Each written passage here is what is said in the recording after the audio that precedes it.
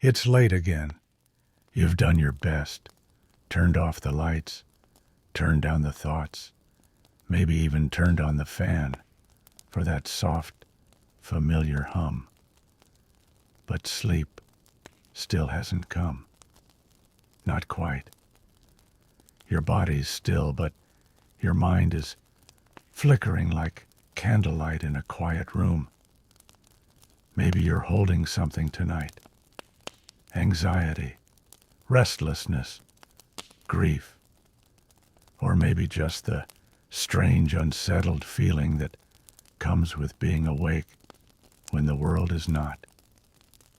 Whatever it is, you're not alone. And you don't need to fall asleep just yet.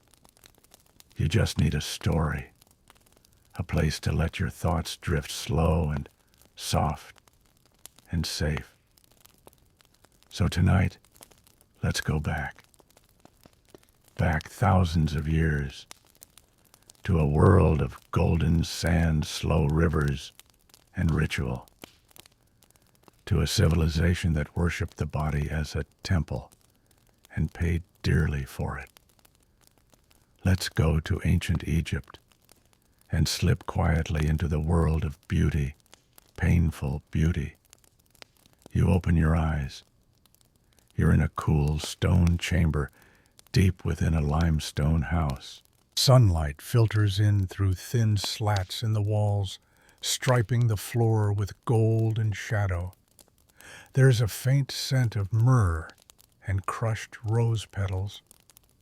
Bowls of oils rest on low wooden tables, clay jars, copper tools, polished obsidian mirrors, and a woman sits at the center, still, regal, tired in a way that doesn't show.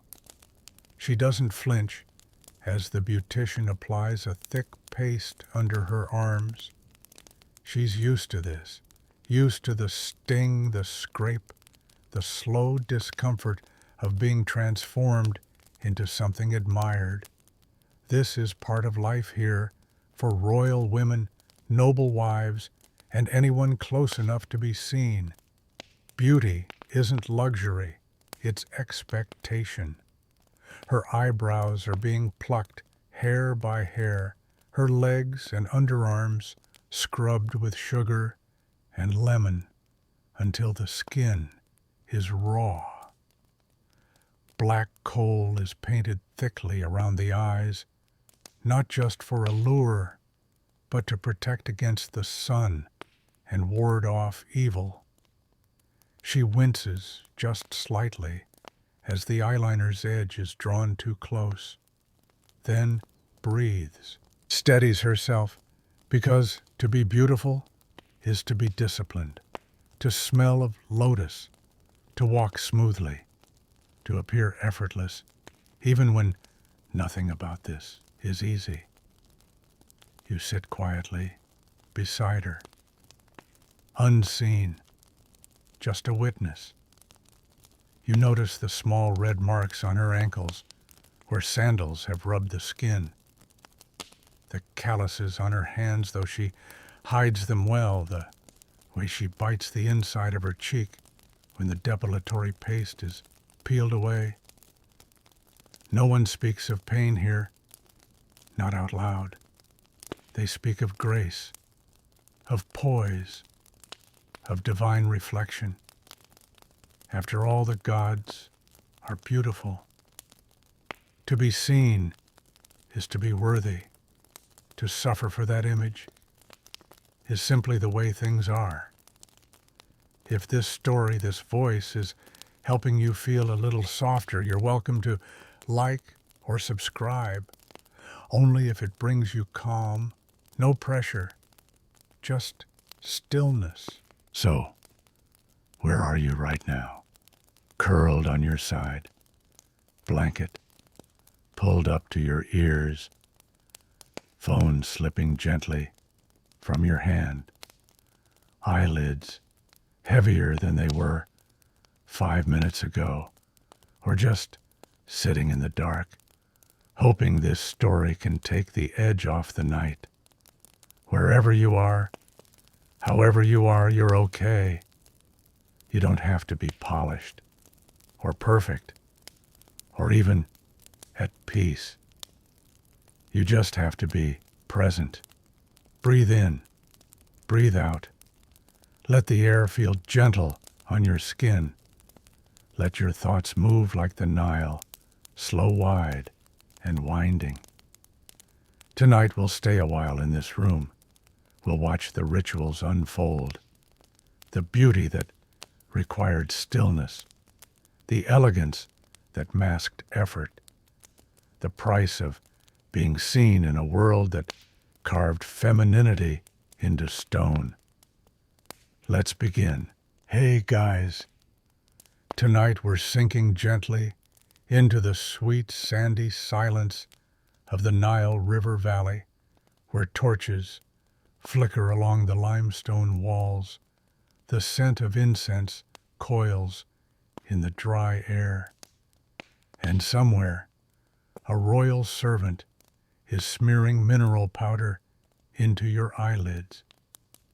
You're not just a noblewoman tonight. You're divine, at least. That's what they're telling you. But be warned, beauty in ancient Egypt isn't exactly a bubble bath and a face mask. It's sharp, it stings, and half of it might be trying to kill you. So, before you get comfortable, take a moment to like the video and subscribe, but only if you genuinely enjoy what I do here. Also, post your location and local time in the comments. I love seeing where in the world you're tuning in from. Now dim the lights, maybe turn on a fan for that soft background hum, and let's ease into tonight's journey together. You sit cross-legged inside a plastered chamber, the floor cool beneath your linen-wrapped legs. In your lap, a polished bronze mirror. It's warped, sure, but it reflects well enough for you to apply your kohl, an inky black paste made by grinding galena, a lead-based mineral, into fine powder. You mix it with animal fat or water and gently, painstakingly drag it along the rim of each eyelid with a reed-thin stick. The goal isn't subtlety.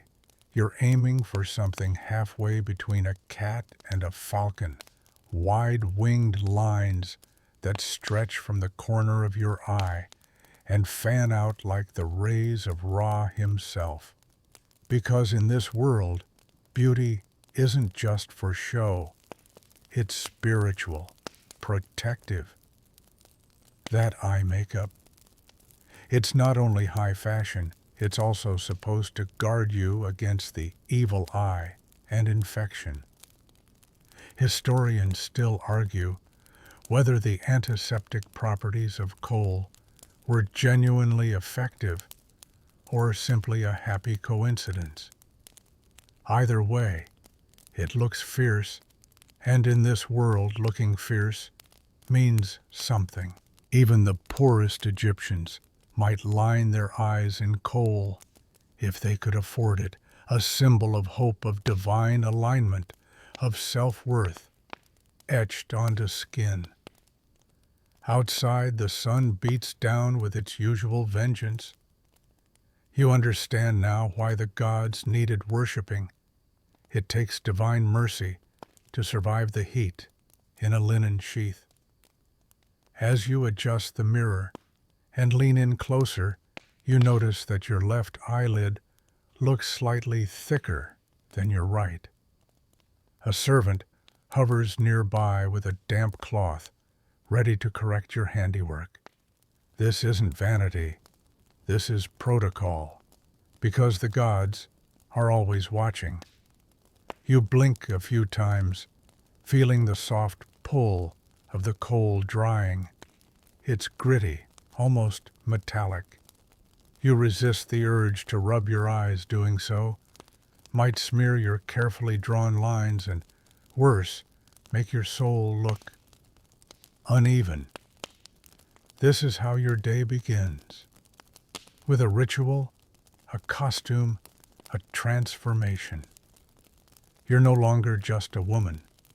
You're an emissary between the mortal and the divine. Every Egyptian knows that the gods value beauty. It's one of the ways you can prove you're still worth their favor. Kohl isn't the only option, of course.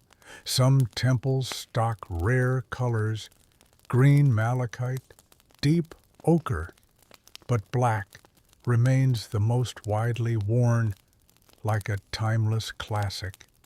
There's also a curious tidbit you overheard in the market one morning. Some claim that crocodile bile, when mixed with coal, enhances its protective powers. You decided not to test that theory.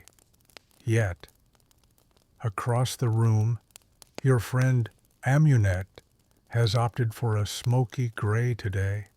You raise an eyebrow. She shrugs. Fashion is fluid, even in Thebes. It's easy to romanticize all of this, of course, until your eyes start stinging, because no one tells you how painful it can be, especially when a stray grit of galena lodges under your lid and makes your eye tear up for the next 3 hours. But you're still lucky. You're rich, which means your coal was sifted well. Most women, they risk blindness. Historians still argue whether this daily ritual was enforced socially or spiritually. Did people need to wear coal, or did they just want to? Perhaps a bit of both. After all, when your entire cosmology revolves around cosmic order, symmetry becomes sacred. Even your eyeliner obeys Ma'at, the goddess of balance. And yet, here you are wiping away a small smudge at the corner of your eye, trying not to ruin the rest. The bronze mirror wobbles slightly in your grip as a breeze flows in from the open window, sweet relief from the sweltering day. You hear temple bells in the distance echoing against the pale stone. As you finish the final flick of your eyeliner, a thought crosses your mind, one you've had before and will have again tomorrow.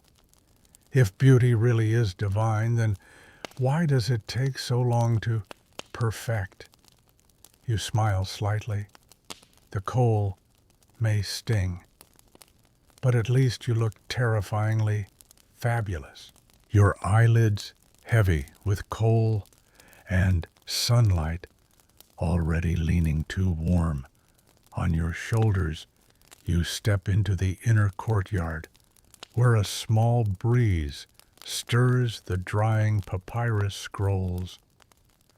But you're not headed to the temple yet. No, first you must handle what is arguably the strangest part of your morning hair, or rather, the conspicuous lack of it. You sit on a low stool while 2 attendants arrive, carrying brass razors and a bowl of lotus-scented water. They hum softly, as if the tune will distract you from the coming sting. You take a deep breath. One holds your head steady, while the other begins scraping your scalp with practiced precision.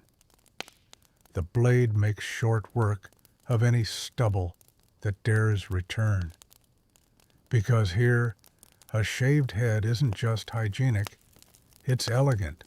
A bald scalp is clean, divine, and far less attractive to lice. Historians still argue whether this was a fashion trend or an epidemic coping mechanism. Maybe both. You can imagine one particularly influential priestess shouting, "No lice for me, thank you," and soon enough, everyone's head was as smooth as polished alabaster. But of course, you don't stay bald. That would be scandalous. As soon as the final drop of water is dabbed from your gleaming scalp, the wig comes out. And what a wig! It's not a cute little bob or something breezy and manageable. No, this thing is heavy, crafted from thick palm fibers, human hair, or occasionally wool.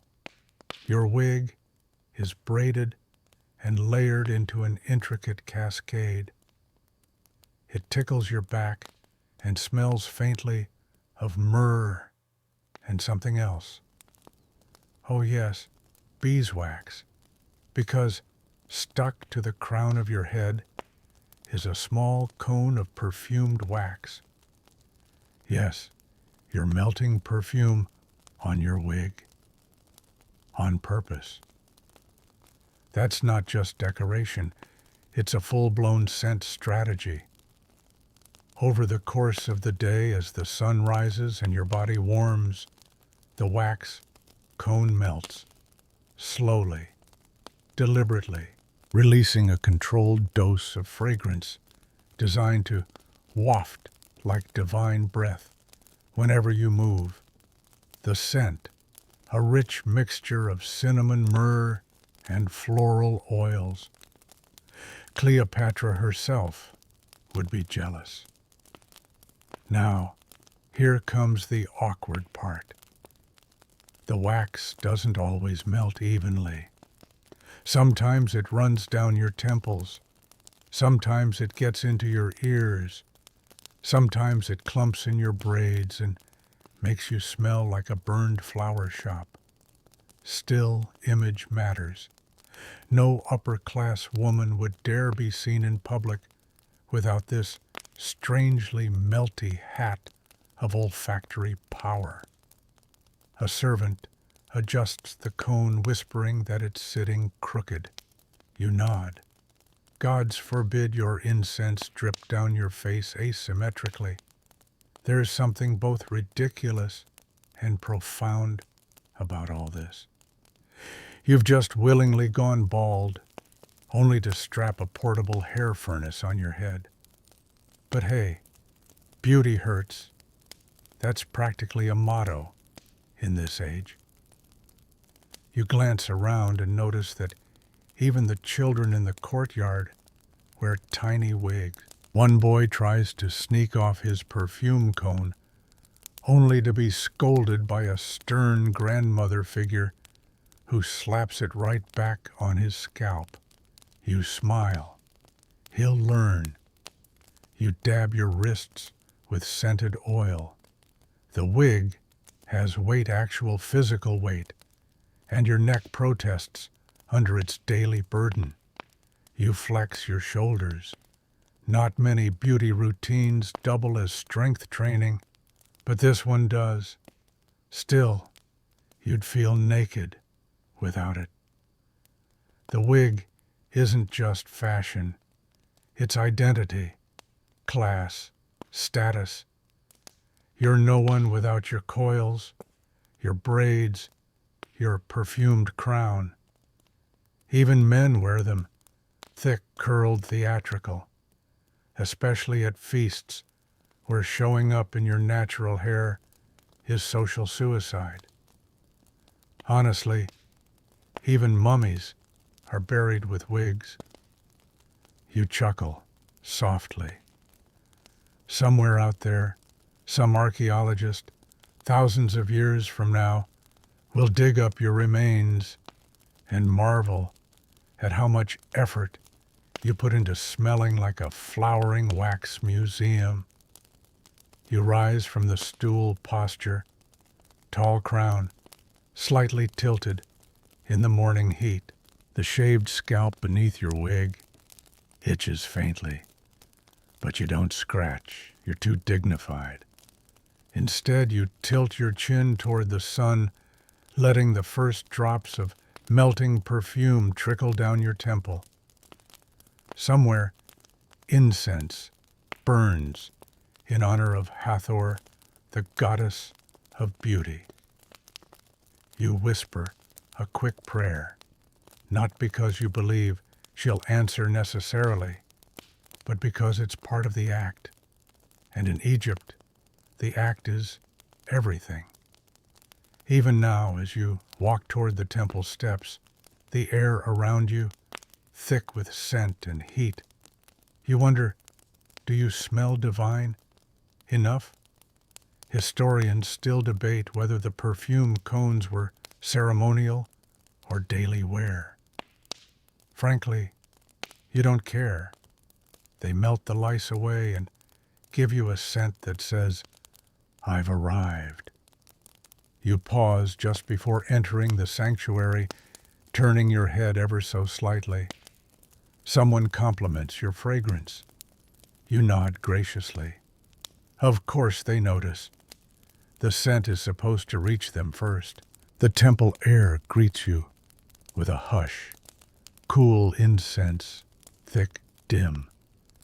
As your sandaled feet glide across the limestone floor, the fragrance of your wax cone mingles with the holy smoke of resin and cedar. You're not alone, of course. Dozens of others are here, swaying gently lips, moving in silent prayer. But every one of them, like you, is perfumed to perfection. Beauty here is worship. And one of the fastest ways to appear both holy and wealthy is to smell like heaven on earth. That's where your oils come in. You withdraw into a side chamber where a small flat tray waits a beauty altar of sorts.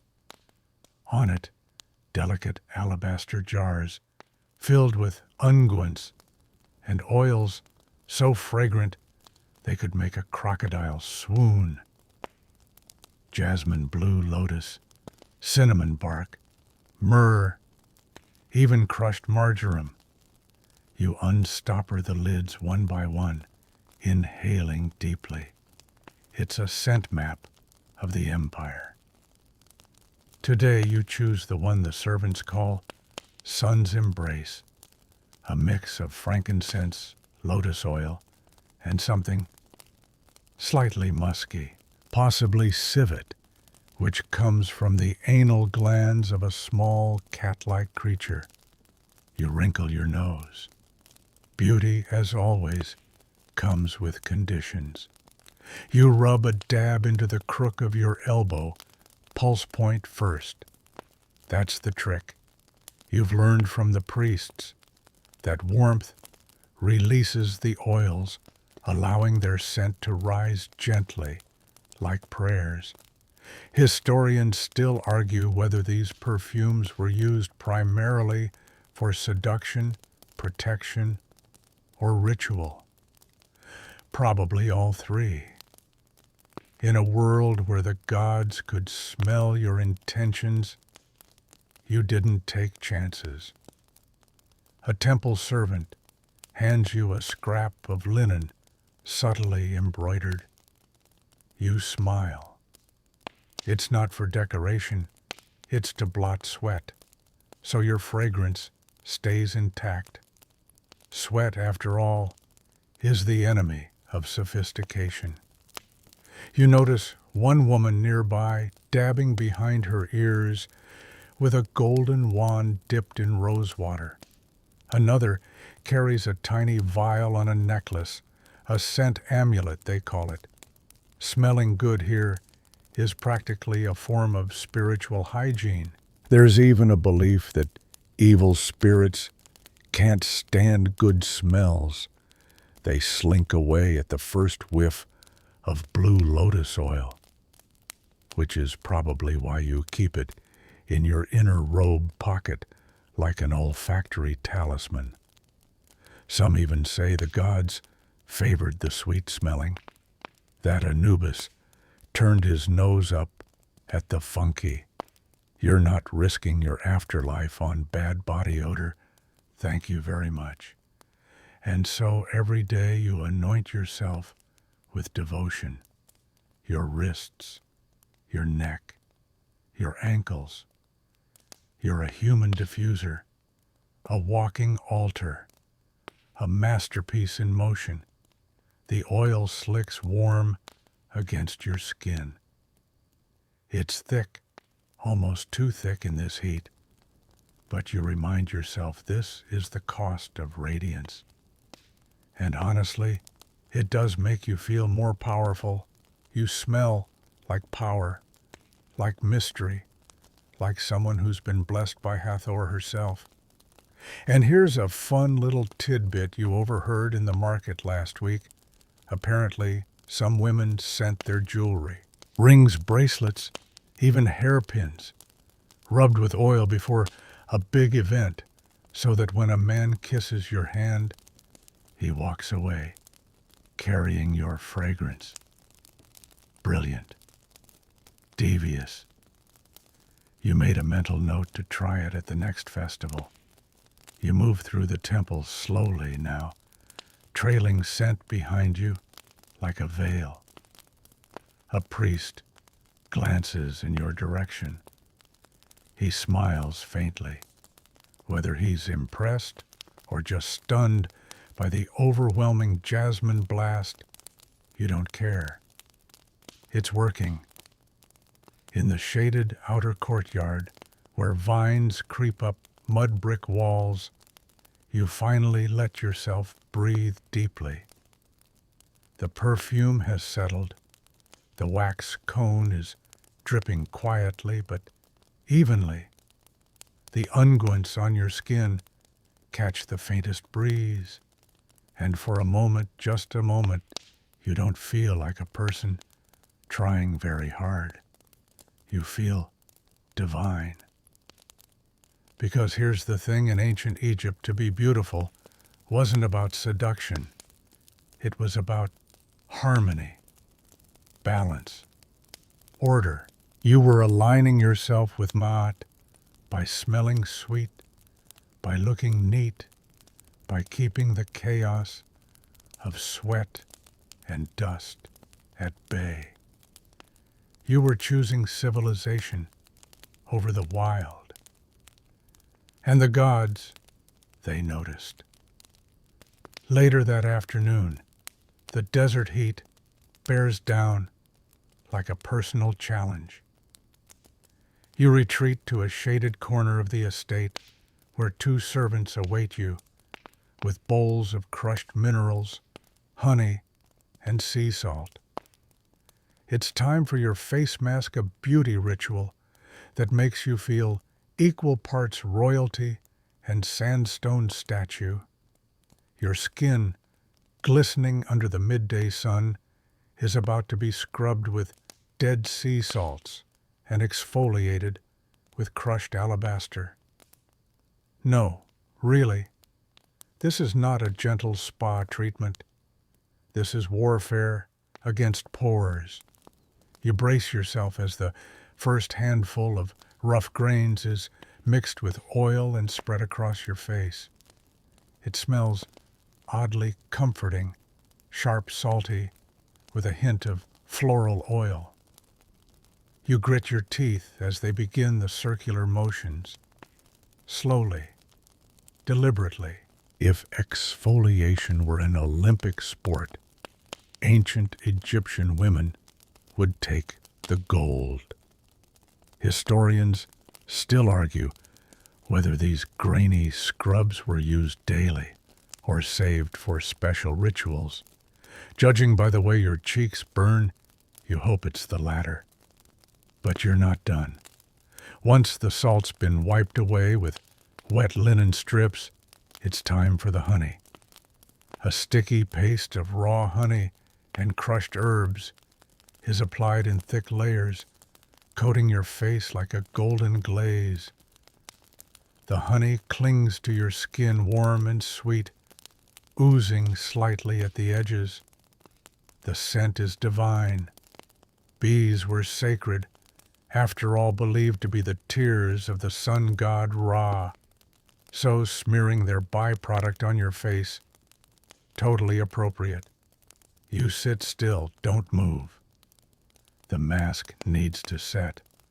Across the courtyard, you watch another noblewoman, fanning herself, with a palm frond, her own honey-coated face gleaming like a sticky idol.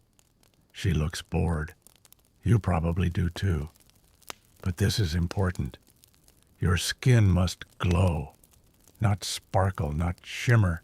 Glow like a sunrise over the Nile, soft and golden, unmarred by blemish or dryness. And honey, with its antibacterial properties, is the perfect natural medicine, or so the scrolls say.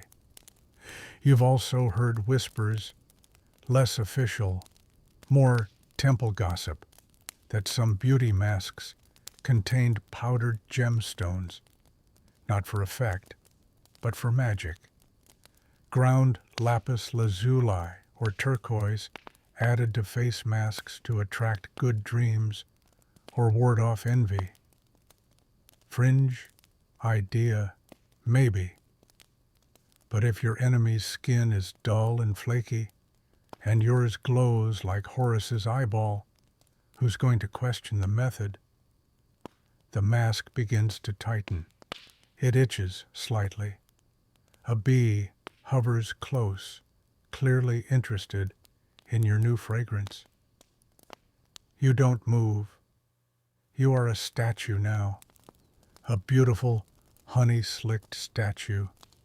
And here's something no one tells you: removing a dried honey mask is not graceful. It pulls at your baby hairs. It sticks to your eyebrows. It makes a faint crackling sound like papyrus being crumpled. Still, when the wet linen finally wipes it clean, your skin does feel softer. You squint at your reflection in a silver dish. Radiant, maybe. Slightly flushed. Definitely. Just as you're about to relax, one of the attendants returns with something new, a bowl of greenish clay and a piece of limestone. You sigh. Yes, it's time for the bonus round. This clay mask, they claim, balances your skin and draws out bad humors. The limestone is to be used on rough patches, elbows, knees, sometimes even cheeks. You're not entirely sure it's safe, but it's what they say Cleopatra used. So, historians still debate whether ancient Egyptian skincare was more medicinal than cosmetic. Frankly, when your face is burning from salt, tingling from honey, and cooling under green sludge, you stop caring. You're doing it for the glow, for the gods, for the smug look you'll give Amunet when her cheek is just a little duller than yours tomorrow. You let your head fall back slightly, eyes closed. Somewhere in the garden, a lute plays lazily. You smell faintly of honey salt and something ancient, like parchment, left too long in the sun. You drift for a while, not sleeping, but close. Your face is drying again. You can feel it. Soon they'll rinse this off too. They'll pat you dry with linen. Then they'll bring out the scented oils again. Because beauty is not a one-step process in Egypt. It's an all-day pursuit. And you're in it for the long game. You think perhaps foolishly that your face has endured enough for one day. But then they bring out the bowl, and it hits your nose before your eyes register the shape. Thick, earthy, strangely sour. The main ingredient, crocodile dung. Yes, crocodile dung. You blink. You've heard of this before, of course. Everyone has. It's the ancient sunscreen/mystical shield passed down from priestess to servant to noble woman. But now it's your turn. You watch as one of the attendants, bless her heart, mixes it with a bit of honey and natron to tone down the odor, allegedly. And then, with no ceremony at all, she starts smearing it on your arms. It's warm, slightly gritty, and it smells exactly like you feared it might. The kind of scent that makes you wonder if you've angered a god. But this isn't a prank or a punishment. This is skin care. This is sun protection. This is deeply questionable. Historians still argue whether crocodile dung was genuinely used for skin care or whether it was part of temple rituals that got lost in translation. Either way, you're now wearing it. You sit as still as possible, not just to avoid smearing it onto your linen robes, but because, well, how else does one react to being marinated in reptile remains? Your attendant explains gently that the mixture creates a shield against the sun's burning jealousy. That's poetic, but you're pretty sure it just makes you smell like the Nile at low tide. You glance at your friend Amunet, who has her own version drying across her shoulders. She looks unimpressed. Maybe she's used to it. Maybe her skin has surrendered. You remind yourself that this is tradition. It's sacred. The ancient equivalent of SPF 50 and spiritual armor all in one. And besides, crocodiles are powerful symbols, sacred, venerated. Sobek, the crocodile god, represents strength, fertility, and protection. So, logically, his waist would do something powerful, too, right? You hope so. You think back to a priest you once overheard at a midsummer ritual, claiming that applying crocodile dung to the body repels evil spirits and malicious thoughts. You chuckled then. You're not laughing now. What makes it worse? You can't touch anything while it dries.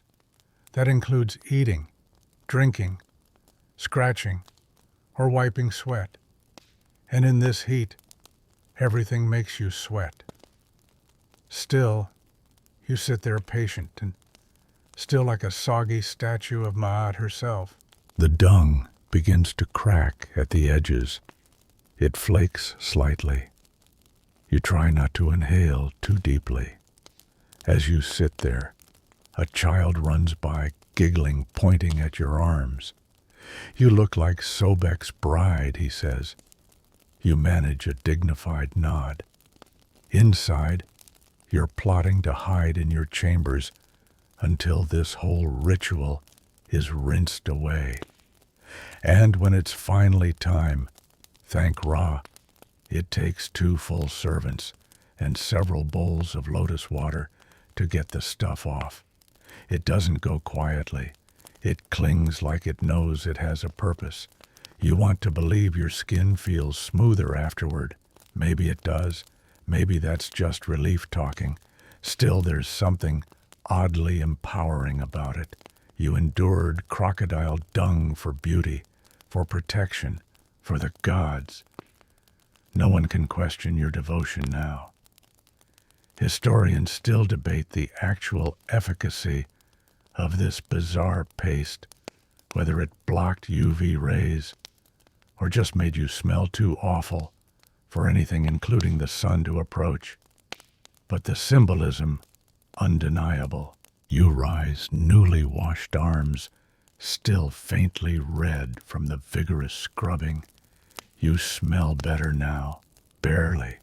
Your skin glows, whether from sun embarrassment or divine light. You can't say. As you head back inside, a breeze flutters your tunic.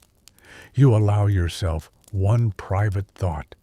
If the gods truly watch everything, they owe you a good day after that. And just like that, it's over. Until tomorrow.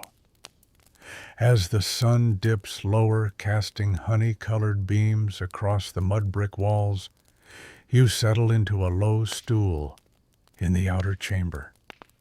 The scent of lingering incense still clings to your robe, and your arms, finally rid of crocodile goo, feel blessedly free. You think perhaps the day's beauty trials are behind you. Then the ivory knives appear. They gleam softly in the fading light, their curves gentle but unmistakably sharp. Manicures in ancient Egypt were not your average nail file and lotion affair. They were ceremonial, precise, and, depending on the sharpness of the blade, mildly nerve-wracking. You hold out your hands, palms up, as a servant begins shaping your fingernails. She uses a fine grit sandstone to smooth the edges, but for stubborn snags, that's where the knife comes in. Historians still argue whether these nail blades were status symbols or practical tools. But it doesn't matter when one's glinting half a centimeter from your cuticle. And yes, your nails must be dyed. Red is popular ochre mixed with fat or resin to tint your fingertips. Some even say the deeper the red, the more powerful the woman. Pharaohs were known to stain their nails, too. A family that paints together, rules together, apparently. You watch as a mix of henna and crushed carmine beetle is stirred into a small alabaster dish. It smells metallic, earthy. The servant paints each nail carefully, using a slender reed. You resist the urge to breathe too deeply. It stains the skin faster than expected, and once your thumb looks like a pomegranate, you'll be stuck with it for a week. Amunet peeks in and waves her newly polished fingers at you. Her nails are streaked with gold leaf. Show off. Still, this ritual isn't just for show. In Egypt, beauty rituals and hygiene were inseparable. Clean, groomed nails meant you respected yourself, your home, and the gods. And remember, the gods had long memories. You close your eyes as the servant begins on your toes. This is more precarious, ticklish, and slightly more painful, especially when they use a small bronze stick to clean under each nail. You try not to flinch. There's a fringe theory you once heard, whispered among temple apprentices, that the nail-trimming ritual aligned your personal aura with the celestial calendar. A cosmic manicure. No way to prove it, of course, but it does feel vaguely mystical when done right. And there's always the lingering threat of evil spirits. Some believe dirty nails could trap negativity, small pockets of chaos tucked beneath the surface of the body. It's absurd, probably. But would you risk it? The attendant pauses, blowing softly on the final coat of red. You flex your fingers gently. There's a glint now when you move. Under the flickering lamplight, your nails look like tiny blood rubies. You're proud, though you'd never say it aloud. It's a strange balance, this life submission to beauty and control through it. You submit your body to the tools of others, the razors, the knives, the pungent pastes, and in return, you gain the power to be seen, to command attention, to declare your status without speaking. The ritual is over. You sip from a cup of date wine and lean back, your fingers fanned delicately to dry. You've survived the ivory knives. You've emerged radiant. And just as you're admiring your hands, a servant enters with a thin gold ring. A gift, she explains, for your newly adorned fingers. You slip it on, and your hand feels heavier, more complete. Let the gods watch now. The day creeps on, and as the sun casts long golden limbs across the stone threshold of your chamber, a small boy arrives with a wooden tray. On it, 2 crushed reed brushes and a chunky gray powder block. You recognize it instantly and groan, toothpaste, or as your ancestors call it, the sacred grind. You sigh. It's time to polish your smile the ancient Egyptian way with a combination of pulverized pumice eggshells and maybe, if you're lucky, a touch of salt. If you're unlucky, charcoal and rock crystal. You pick up the reed brush. It's frayed and stiff at the end, like a mini straw broom. The powder's scent is vaguely smoky, with a hint of something acrid, like dried clay. Not a whiff of mint in sight. You wet the tip, dip it in the gritty paste, and press it against your teeth. The first scrub makes you wince. Imagine rubbing sandpaper on a seashell, slow scraping, a little bit squeaky. That's what it feels like. But in this world, a clean mouth isn't just about fresh breath. It's about health, holiness, presentation. You're not only cleaning your teeth, you're offering your voice clean and pure to the gods who value eloquence. Historians still debate whether these ancient blends did more harm than good. Some say the abrasives were enamel down to the root. Others argue they prevented infections in a world without dentists. All you know is that you're halfway through your scrub and already tasting blood. Your gums sting. The powder creeps between your molars like stubborn grit. You try to hum a song to distract yourself, but the vibrations make your skull feel like it's full of pebbles. Still, you persist. Because even now, in a land of wigs and wax cones, your teeth matter. Crooked, yellowed, or foul-smelling teeth are signs of disorder, and in a society that worships balance and Mahat, disorder is deeply unfashionable. You remember a story about a noblewoman who refused to eat dates for fear the sugar would cling to her teeth. "Let me starve before I stink," she said. You thought it dramatic then. Now, entirely reasonable. You pause to rinse your mouth with a bit of sour beer. Yes, beer. It's slightly antiseptic and doubles as a mouthwash. Probably not dentist approved, but it numbs the pain a little. Then comes the finishing touch, a dab of myrrh resin on your tongue. Bitter, sticky, and wildly unpleasant, but believed to prevent bad breath and make your voice pleasing to the gods. You gag slightly. And yes, it does feel like you're licking a tree wound. A servant approaches holding a small bronze mirror. You smile. Your gums are pink. Your teeth, well, they're still there. That's a win. You whisper a thanks to Hathor for keeping your molars intact and vow to cut back on figs again. There's an odd kind of satisfaction, though. You feel polished, purified, as if you could speak a blessing and have it carry.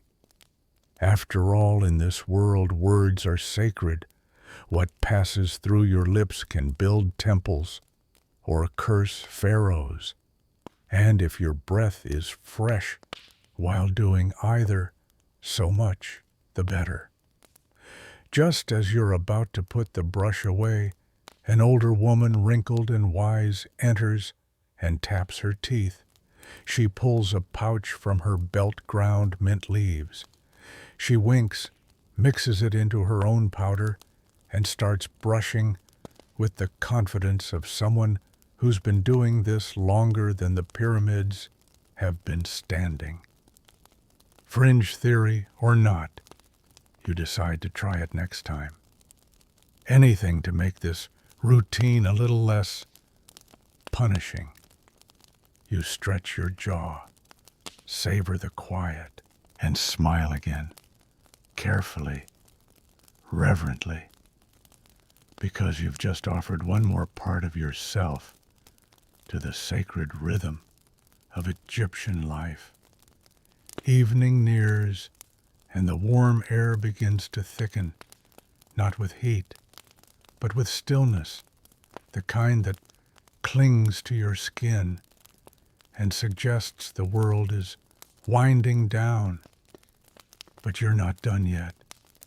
No, now comes the part of your beauty routine that no one dares to skip depilation, because in ancient Egypt, the ideal woman is sleek, smooth. Not a single stray hair interrupts the divine geometry of your form. You lie back on a woven mat as a servant brings a shallow dish of sugaring paste honey water and lemon boiled until it thickens to the consistency of warm amber. It glistens under the oil lamp like golden syrup. Looks innocent enough. It isn't. She tests a small blob on your arm, then without warning, presses it down and yanks. You gasp, not dramatically, not aloud, just enough that your soul briefly leaves your body. Historians still argue whether sugaring was invented for beauty or for hygiene. It's likely both. In a desert climate, body hair traps dust and sweat, two things Egyptians were obsessed with avoiding. Smooth skin meant order, cleanliness, closeness to the gods.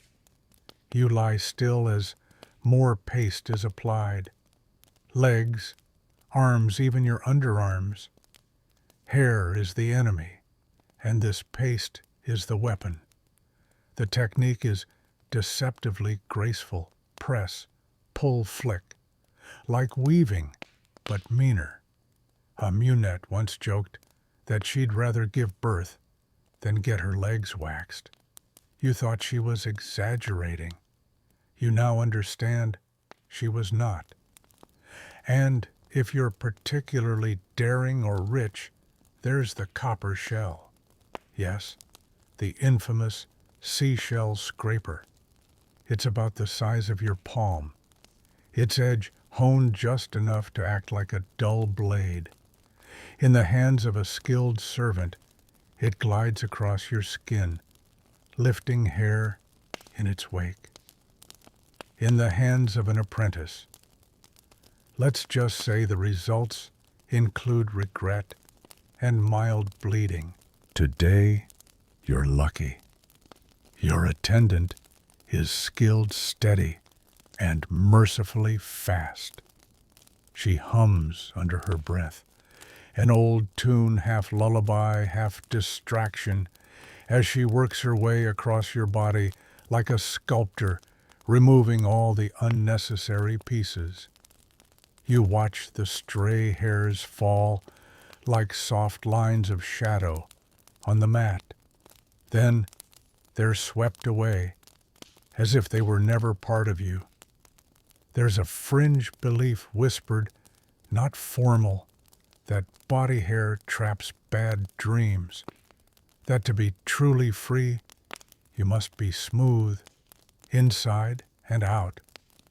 You don't know if it's true, but you do sleep better after a full scrub. When it's all over, your skin tingles. Not from oils or pastes this time, but from exposure, from being wholly bare to the world again. A bowl of cold water is brought in. The servant pats your limbs gently with damp linen, followed by a touch of aloe oil to calm the angry pinkness. You glance down and flex your leg, smooth, untouched, slightly stinging, but undeniably divine. You catch your reflection in a polished mirror, slim, shining uninterrupted by the shadows of stubble or fuzz. You smile, not because it was pleasant, but because it's done. For now. Historians still debate the frequency of depilation. Was it weekly, monthly, daily? The answer seems to be as often as necessary. And when your social standing is tied to appearance, necessary comes around a lot.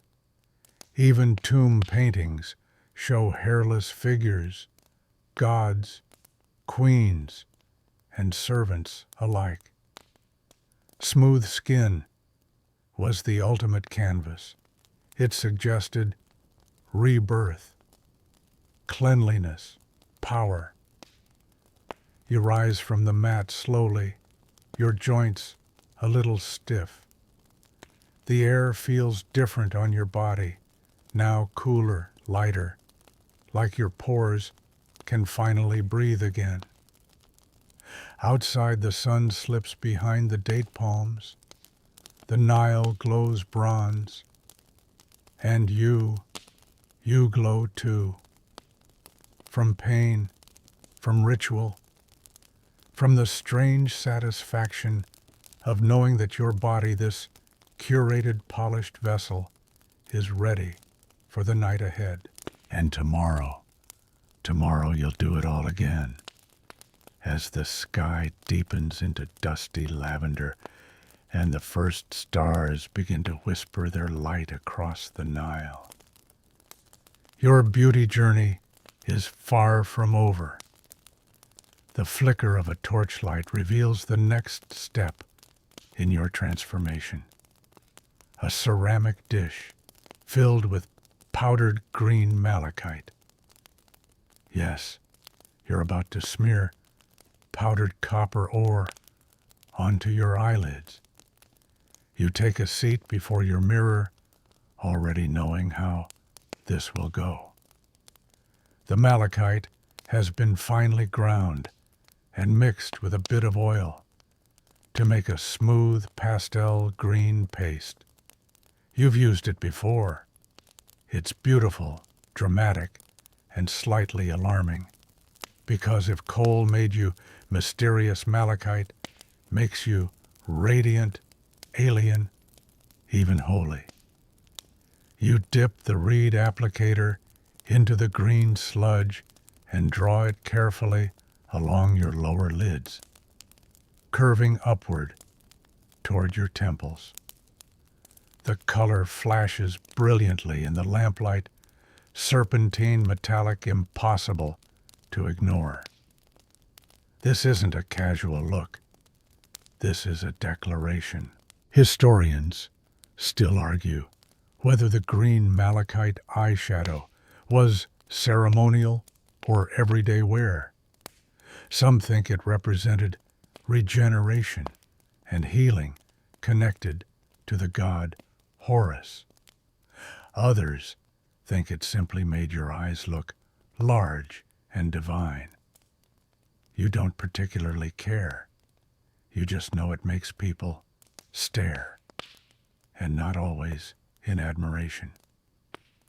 The malachite powder sometimes causes a faint burn, an itchy metallic sting at the corners of your eyes. Not enough to cry, but enough to make blinking a conscious act. Some of the poorer women use lower grade powder mixed with chalk. You tried it once. It was like rubbing crushed pottery into your face. You regretted it for days. There's a story told in the kitchens. A woman once went blind using too much malachite in a rush. You assume it's an exaggeration. But as you draw the final sweeping arc along your brow bone, you do wonder if the gods ever regret giving humans access to glittery minerals and no instruction manual. Across the courtyard, you spot a dancer adjusting her face paint. Her malachite is even brighter, almost glowing. She winks. You nod. It's a silent acknowledgement. We know how this feels. The beauty, the risk, the power. And that's the thing, green isn't just color. It's a symbol of life, rebirth, fertility. To wear green on your eyes is to declare yourself in touch with eternity. There's a fringe belief, whispered by old nursemaids and temple workers, that malachite connects the wearer to the underworld, that by painting your eyes in this sacred green, you signal to the gods that you're not afraid of being seen, even in death. You examine yourself in the bronze mirror. The green arcs upward like the wings of a scarab, regal, sharp, mysterious. You look like someone who knows how to curse crops and call down the moon. Excellent. Your attendant hands you a small cloth and reminds you not to rub your eyes. You smile dryly. Not unless I want to cry green for the next week. You rise from the stool and test your vision. Blurred? No. Just a little heavier than usual, like carrying something precious around your gaze. You blink once, twice. The malachite holds. Outside, the frogs begin their nightly chorus.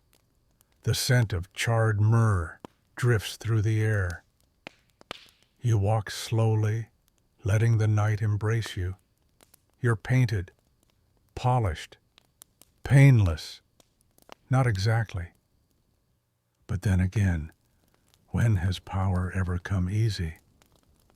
And as you glide into the evening, the copper dust still glittering faintly at your temples, you smile to yourself.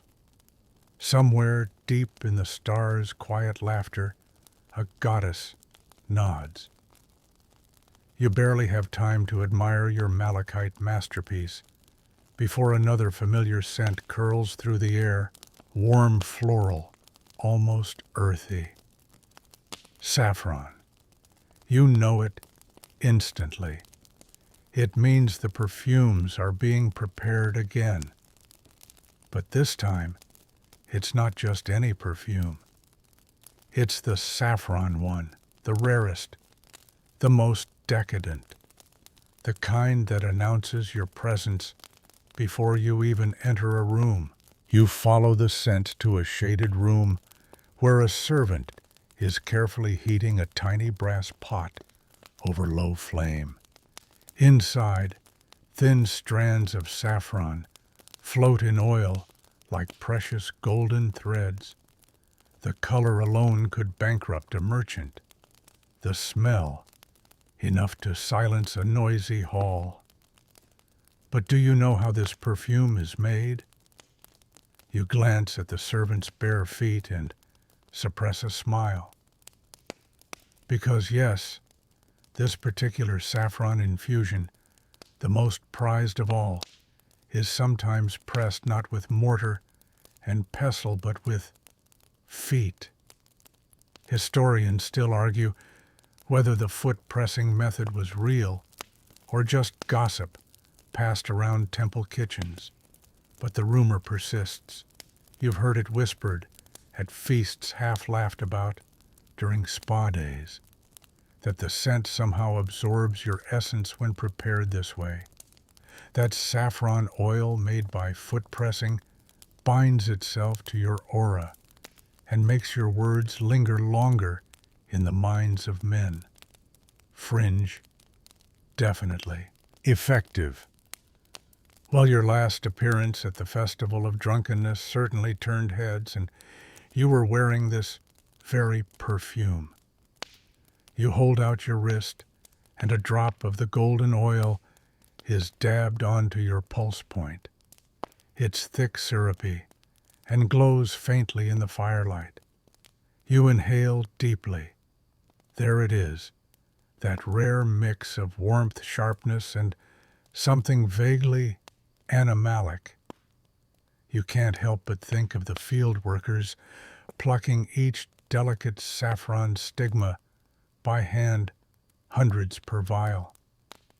Then imagine someone stepping on them intentionally, rhythmically. Beauty rituals always have that strange duality, sacred and absurd, painful and poetic. You're never quite sure which side of the line you're on. The servant gestures toward a wooden box filled with scented linen strips. You pick one and press it gently under each arm. Deodorant, Egyptian style. Not content with simply smelling like a goddess, you take one last drop of saffron oil and rub it behind each ear where your heartbeat pulses gently. Then, in a moment of impulsive mischief, you anoint the inside hem of your robe, so that when you move even slightly, the scent trails with you like a secret. Across the courtyard, you hear Amunet call out. She's drenched herself in rose oil again, always a bit too much. You grin. The rose girls are always obvious. The saffron girls. They linger in memory. Historians still debate whether perfume use was more prominent among nobles or priests, but you know the truth. Anyone with ambition and a nose wears perfume. The more layered the scent, the more complex the story you're telling. You sit in the shadows now, letting the warmth of the oil melt into your skin. It clings differently to each part of you, sweeter on your neck, spicier at your wrists. Even your breath tastes a little like blossoms. There's a saying passed from mother to daughter. Be so fragrant, the gods know your name before you pray. You finally understand it. And as the moon rises higher and your skin glows with saffron light, you feel ready for dinner for the evening, for whatever divine judgment beauty still demands. As the moon climbs higher and the Nile breeze grows cooler, the house fills with a soft, humming energy. Musicians begin to tune their instruments. In the courtyard, guests are arriving for the evening meal, and you're not even close to finished. There's one more ritual before the night begins: henna. You've already sent word to the henna artist, who arrives wrapped in linen with a narrow jar in one hand and a carved wooden stick in the other. You sit cross-legged on a cushioned mat while She unwraps a bundle of cloth to reveal the paste, deep, orange-brown, pungent, earthy. She stirs it slowly, murmuring a chant under her breath. You don't understand all the words, but you know the meaning. This isn't just decoration, it's protection. Henna, in this world, is more than a cosmetic. It's a spell.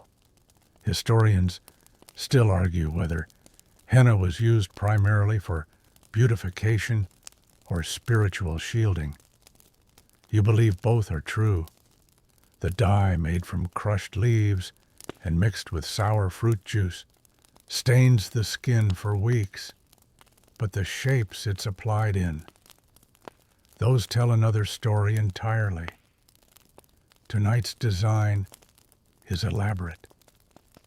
It stretches across your palms in loops and lines, wrapping around each finger like ivy.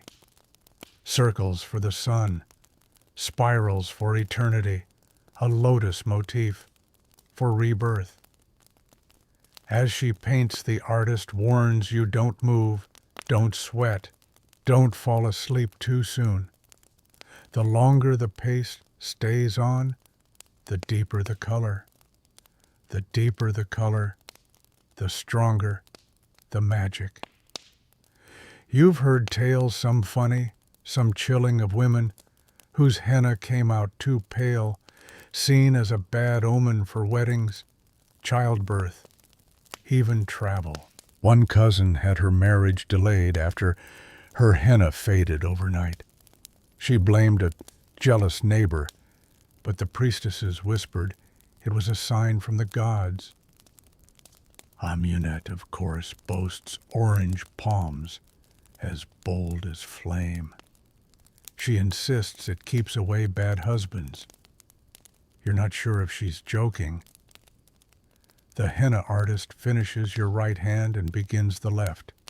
The paste feels cold at first, then warm as your skin begins to absorb it. You try not to twitch. Try not to think about the itch creeping in between your fingers. This is a lesson in patience as much as beauty. Your thoughts wander to your ancestors. You imagine them crouched just like this by torchlight hands outstretched and stained with sacred earth. There's something timeless about this ritual. Even the gods are depicted with henna on the walls of old tombs. A fringe theory you once heard says the smell of henna wards off wandering spirits. Others say it pleases Hathor directly, that she smiles at the sight of spiral patterns blooming across a woman's skin. Outside, the drums begin slow, low, rhythmic. You inhale the mixture of lotus incense and henna paste, eyes fluttering closed. The artist blows gently across your hands to help the drying. You smile, faintly entranced by the texture, the ritual, the weight of it all. She moves to your feet next. A quick design along the toes anklets made of dots and curves. A second servant fans your legs with a palm frond to prevent smudging. You're a walking canvas now, a living sigil. Historians may continue debating the true purpose of henna, but you understand it in your bones. It's protection. It's transformation. It's a way to leave your mark on others, on the evening, on time itself. The artist hands you a narrow linen band. You wrap your hands lightly to keep the paste from flaking too early. She bows, then slips away her own fingertips, glowing like embers. You sit in stillness, listening to the buzz of insects and the distant rustle of river reeds. In this moment you feel powerful, not just beautiful. You are marked, adorned, remembered. And when your hands finally stain deep orange, you'll carry that reminder for days that once, under a waxing moon, in the heart of the desert, you became the story written in dye. The evening air is thick with celebration now. Laughter drifts in from the courtyard. The low beat of drums thrums beneath your sandals, and the scent of roasted duck and honey cakes lingers just beyond the threshold. But before you can join the feast, there's one last touch to prepare your hair, or more accurately, the illusion of it. You step into the grooming room once more, where your wig waits carefully, perched on a headrest. Tonight it's not the usual palm fiber coils. No. This one is your prized possession, a shoulder-length cascade of human hair blended with yak for thickness and gloss, pre-oiled with almond and cedarwood. It shines like obsidian in the lamplight. But before it can grace your head, there's one ingredient you must apply. A servant appears with a small clay bowl. Inside, rendered animal fat, beef tallow, infused with cinnamon bark and sweet myrrh. She dips her fingers into the warm paste and begins massaging it into your scalp. Yes, it smells better than it sounds. You close your eyes as her fingers work in slow circular motions. The tallow melts against your skin, coating your bare scalp with a slick sheen. This is the original hair gel, the ancient secret behind that impeccable Egyptian luster. It tames flyaways, protects the wig from dryness, and if legends are to be believed, encourages hair growth. Historians still argue whether the use of animal fat was primarily cosmetic or medicinal. Some say it was simply the most available conditioning agent. Others insist it was sacred, a symbolic link to the fertility of cattle and the abundance of Hathor. You just know it makes your wig sit right and gives it that glorious sheen when the firelight catches it. With the scalp prepared, the wig is positioned carefully, reverently. The servant secures it with braided cords and gently pats the crown to ensure it aligns with your forehead markings. You catch your reflection in a polished copper mirror. Stunning, but you're not done. To style the wig, a thin ivory comb is used, and your attendant adds tiny gold beads to a few of the front braids, just enough to catch the eye, but not shout over your henna'd hands. She dusts the entire length with a bit of crushed lotus pollen, an old trick to leave a faint floral scent in your wake. Subtle, regal. You glance down at the leftover bowl of tallow and smile to yourself. This is what elegance smells like in your world, animal fat and crushed flowers. No one ever said divine femininity would be tidy. The wig is heavy, of course. You feel it at the base of your neck, a constant weight pulling slightly backward. But it's familiar now, almost comforting, like armor. You wouldn't leave your chambers without it. Amunet once joked that she could face down an invading army with her wig alone. It's a weapon, she said.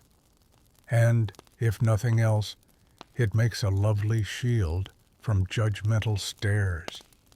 There is a fringe belief, whispered by older temple women, that the longer your hair or your wig, the longer your soul will linger after death.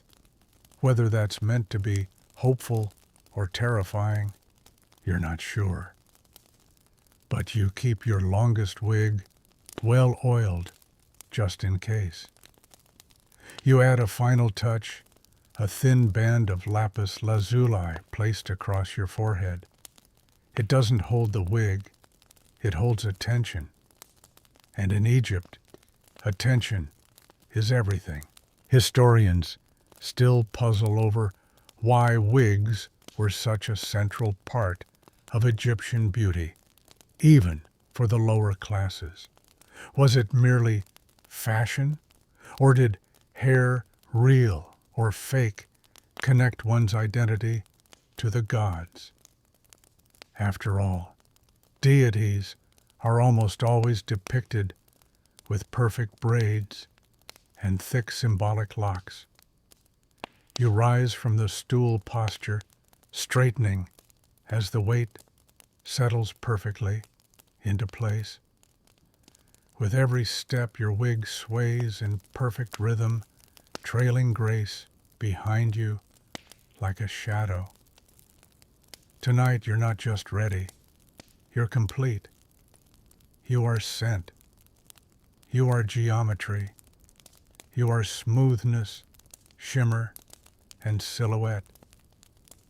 And as you move toward the courtyard, lights your wig, catching gold from every flickering flame. You feel every pair of eyes turn just slightly, just enough. Because when a woman walks like she's wearing a temple on her head, people notice. The night is deep now. Outside the Nile laps against the stone banks like a lullaby, and the stars shimmer overhead like crushed pearls spilled across obsidian silk. You've danced. You've been admired. Your skin carries the scent of saffron and myrrh. Your eyes glint with malachite and your hands bloom with henna. You should feel complete. But here in Egypt, the truest beauty ritual isn't for the day. It's for eternity. Because real beauty, the kind that matters most, is the kind they pack with your bones. You rise from your seat, still barefoot, from the courtyard, and move slowly toward the innermost chamber of your home. It's quiet here. No music, no servants, just the stone coolness, the soft flicker of torchlight, and shelves lined with boxes you only open when no one's watching. This is your afterlife collection. You run your fingers across the smooth lid of an alabaster jar. Inside, coal wrapped in linen to keep it dry. Next to it, a polished reed applicator. Beside that, a thin vial labeled in fading ink. Oil of Isis for eyes closed in peace. You uncap it and take a breath. The smell is sharp, musky, and almost smoky, like something sacred stored too long in the dark. You feel it tingle behind your eyes. That's how you know it still works. Historians still argue whether the ancient Egyptians applied cosmetics to the dead or merely packed them for use in the afterlife. But you don't argue. You know the truth. You do both. Because when you stand before the gods, you want to be radiant, prepared, and most of all, recognizable. You lift a flat rectangular case filled with pigment. One tray is red lip stain made from ochre and crushed pomegranate rind. It's rich and earthy, a color meant to declare, I was once warm. Another tray holds a pale chalky powder for brightening the skin. You apply a dab with your fingertip. It clings, even in the humidity. Your reflection in the bronze mirror glows faintly subtle, almost ghostly. You sit quietly on a stool carved from sycamore, its edges worn by time and touch. From beneath a cloth, you retrieve your shabti, a funerary figurine, your size and likeness. She stares back with painted black eyes, rimmed in ink hair, carved in detailed waves, a necklace like yours strung tight across her chest. You've had her since girlhood. She's meant to labor in your place in the afterlife, to weave grain answer for you, but only if she's ready. So, tonight, as always, you check her carefully. You smooth her hair. You repaint the edges of her lips. You wipe a thin line of dust from her forehead, because if your shabti must speak on your behalf, she will do so beautifully. There's a fringe belief, old and whispered, that if your burial cosmetics are smudged or neglected, your spirit may become confused. It won't recognize itself. It may wander unseen, unable to speak, in the hall of Mahat. You've never been one for superstition, but still, you never skip this ritual. Just in case. Next, you pull out the linen wrappings, soft, already oiled, carefully stitched. Yours are embroidered with tiny blue lotuses, a quiet rebellion against the sterile white others choose. You want to arrive in the next world, blooming, no wrinkles, no ash, no fear, only color and fragrance. You pause for a moment and just breathe. You can hear the river, even from here. You think about your mother, how she painted her nails before visiting the temple, how she insisted on dyeing her fingertips, even when she could barely stand. A woman must look her part, she said, in this world or the next. You didn't understand her then. You do now. Historians will continue to debate whether these were vanity objects or religious essentials. You don't care. You feel the truth in your hands, the smooth wood of your comb, the scratch of the linen, the quiet dignity of preparing for a beauty no one alive will ever see. You place everything back in its rightful place. You dab a dot of lotus oil on the inner lid of the box, not for yourself, but for the one who will someday open it. When that time comes, you want the scent to linger, a message without words. And when you rise, you walk from the chamber slowly, your footsteps silent on the stone. You don't look back. You don't need to. You know it's ready. Because one day, many years from now, you will lie on a stone slab, eyes closed, lips still stained, hands painted, hair wrapped in fragrant cloth. You will wear your best linen. You will look like yourself, the best version of yourself, the version ready to meet eternity. And maybe, just maybe, you'll be the most beautiful soul in the room. The next morning arrives slow and golden, stretching across your chambers like warm silk. You wake not to sound, but to scent the soft sweetness of burned cedar, the faint citrus tang of lotus still clinging to your skin. The rituals of yesterday are behind you, but today, as always, begins again with linen. And not just any linen. You step into the dressing chamber where a line of fresh garments hangs waiting.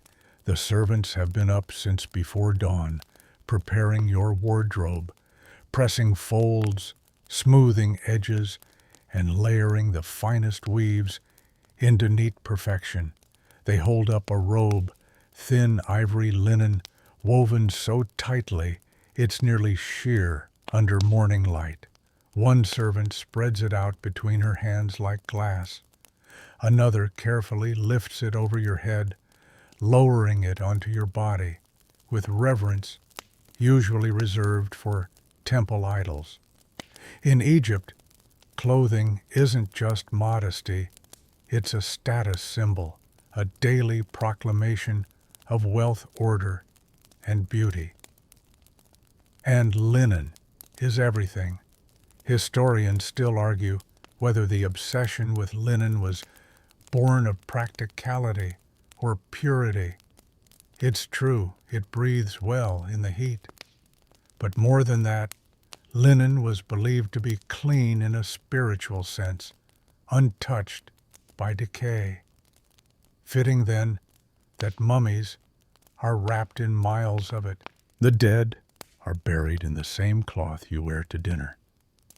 You let the servants wrap the inner layer first, then a second. This one dyed faint blue with indigo. The outer robe follows longer, heavier, embroidered at the hem with tiny lotus blossoms, barely visible unless you're kneeling or caught mid-step. The layering is strategic. It gives your silhouette shape while hiding imperfections. The folds create shadows where you want depth. Light catches on the smoothest planes. It's architecture, really. Architectural beauty stitched from threads. You glance at your reflection in a polished copper mirror. The linen clings lightly to your shoulders, floats around your hips, and catches behind your ankles like mist. You adjust a shoulder knot, making sure the line runs true down your spine. This is how one dresses to be noticed and remembered. But linen is not just fabric. It's history. It's labor. Somewhere in a village near the delta, women combed flax with rough fingers, beat it on stones, spun it in circles for days, then passed it down the line to be woven into cloth finer than temple gauze. Some garments took months, the sheerest ones, years.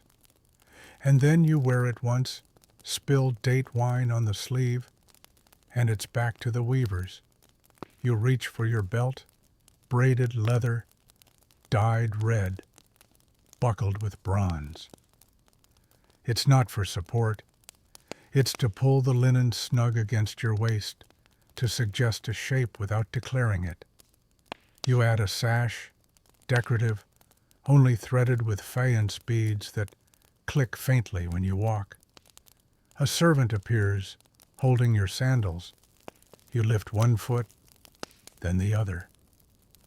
The straps wrap around your ankles, each movement slow and practiced. These, too, matter. Sandals say you're going somewhere, even if you're not. Another servant brings out jewelry, an arm cuff, inlaid with turquoise, a collar of polished lapis earrings, shaped like tiny scarabs. You select what balances the rest. Too much, and you look gaudy. Too little, and you look poor. The goal is harmony, always harmony. There's a fringe belief among temple scribes that the goddess Ma'at can see your linen from across the divine veil. If your layers are even, she knows your soul is aligned. If not, well, better not to test that theory. You sit once more to apply perfume, not the saffron of last night, but something lighter. Rose water for the ears, sandalwood behind the knees, a dot of cinnamon oil at the base of your throat. Each note blends with the linen like a signature only the attentive can read. And now finally you stand, wrapped in colorless light, drifting silent, shaped and sculpted by fabric. You aren't merely dressed, you're composed. As you step outside, the wind catches your robe and lifts it slightly. You feel like you're floating part woman, part ghost, part him, to the sun. Historians may continue to debate the true significance of linen layers in Egyptian life, but you don't. You feel it now, woven against your skin, the weight of beauty, the breath of tradition, the memory of hands that crafted each fold. And in this moment, draped in whispering cloth and warmed by morning, you are exactly what you intended to be. A vision shaped by thread, a message sent to the gods and to the world. The afternoon sun spills across the temple courtyard, burning white hot against the limestone walls, and still you add more gold, because in Egypt, beauty doesn't stop with skin scent or silk. It sparkles, it gleams, it announces itself. You sit beneath a woven canopy, half shaded from the relentless light, while your attendant approaches with a shallow bowl of gold dust, real gold, beaten, shaved, ground into powder, so fine it floats like smoke when stirred.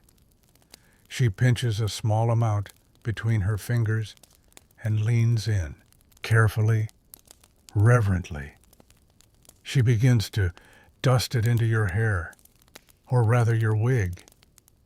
You're already draped in layered linen, your eyes rimmed in malachite, your lips glowing with pomegranate stain, but this final touch isn't about elegance.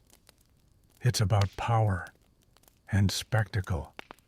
Historians still argue whether gold dust in hair was reserved for the elite or performed widely at religious ceremonies.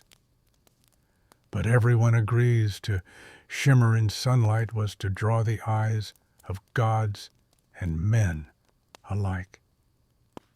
The dust settles between the dark braids, catching in the oil from this morning's animal fat polish. You feel each flick of her fingers like static along your scalp. It tingles slightly, and it smells oddly clean, metallic, holy. You've done this before. During festivals, feast days, moonrights. You remember one gathering where the wind caught your golden hair just right, and someone whispered that you looked like Hathor herself. You said thank you, of course, but silently you agreed. There's a fringed tale you once heard, whispered by the incense sellers in the market, that too much gold near the crown could invite divine possession. The gods are drawn to shimmer. One old woman told you. They'll think your head is a beacon. You laughed then. Now as the powder gathers along your temple and falls down your shoulder like a tiny sandstorm, you wonder. The sun shifts overhead. The dust comes alive. Each motion of your head sends motes flying, catching midair like glittering insects. It's not subtle. It's not supposed to be. You reach for a bronze hairpin shaped like a falcon and anchor one braid loosely behind your ear. The metal glows where it peeks from beneath the dust. A calculated flash. A little drama just enough to say I know exactly what I'm doing. Your servant hands you a hand mirror polished to near perfection. You peer at your reflection and smile. You look expensive, like someone made from sunlight and gold. A munette walks by and whistles softly. Showing off again, she asks. You tilt your chin upward and reply with mock innocence, I'm simply aligning with Ra.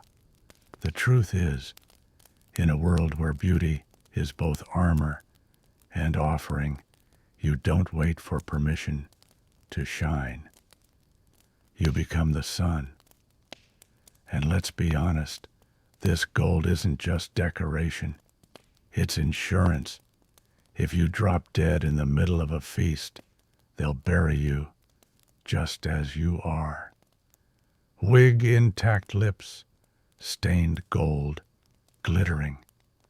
And you'll arrive in the afterlife looking more radiant than the priestesses who prepared your journey.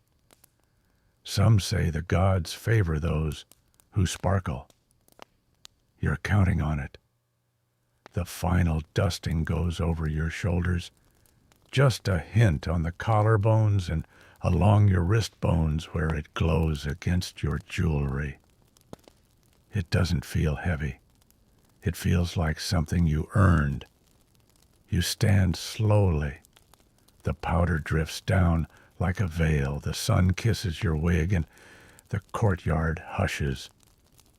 Even the musicians pause for a beat too long. You don't speak. You don't have to. You shimmer. And in Egypt, sometimes, that's enough. By now the sun hangs low on the horizon, spilling molten gold over the rooftops and turning the limestone courtyards into giant, glowing mirrors. The breeze is soft, now gentle, like the world is holding its breath. Your robes shift with the wind, your skin, freshly perfumed and powdered, glows in the light. And yet, even now, as you prepare for evening prayers, or perhaps a moonlit gathering, there's one detail still left untouched. Your eyebrows. You pause before the mirror, tilt your chin slightly, and inspect the damage the day has done.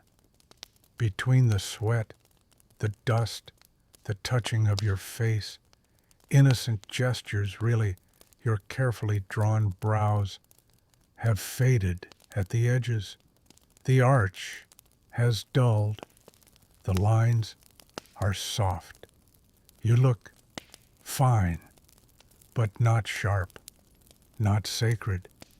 And in Egypt, that's not acceptable. You settle into your stool feet tucked beneath you and reach for your eyebrow tools. They are simple yet sacred, a burnt almond toasted to black over flame until its outer skin curls and cracks like tiny papyrus scrolls. A crushed charcoal cake mixed with resin. A fine reed stylus cut into a slant so narrow it could split a grain of sand. You take the almond first and grind it gently along the surface of a stone pallet. The smell of smoke lingers in the air, earthy, faintly bitter. You dip the stylus into the dark powder tap once to shake off excess and begin. The line starts low near the bridge of your nose. It sweeps upward gently, hugging the brow bone, then curves and tapers to a point, sharp, deliberate, like the wing of a hawk caught mid-flight. Then the second, slower. You're careful not to blink too much, not to squint. One wrong flick, and you'll spend the next 10 minutes evening out, a mistake that only you will notice, but which will haunt you for days. Historians still argue whether ancient Egyptian eyebrow shaping was purely aesthetic or deeply spiritual. Many believe it was both. You believe it's essential because a well-shaped brow frames not just the eye, but the self. It says to the world and to the gods that you understand order, balance, and the importance of discipline. You blend with a fingertip, softening the edge just slightly. Then you layer charcoal over the arch for depth. A touch of oil follows, just a whisper applied with a reed comb to smooth each individual hair into place. You don't want it to shine, just to hold. Amunet enters briefly and watches you from the doorway. Still at it, she teases. You raise a single brow, your better one, obviously, and reply, "I'm not risking an uneven sole." She laughs and vanishes into the hallway, her own brows slightly off-center. You love her, but tonight you'll outshine her, and she'll know it. There's a fringe belief among temple scribes that a woman's soul exits her body through the center of her forehead, and that poorly drawn brows confuse the spirit's journey. You've never seen it written in stone, but the old women swear it's true. You're not taking chances. You finish your final stroke and lean back. Your reflection in the bronze mirror is unmistakable. Now defined, elegant, symmetrical. Your brows frame your face like hieroglyphs of control.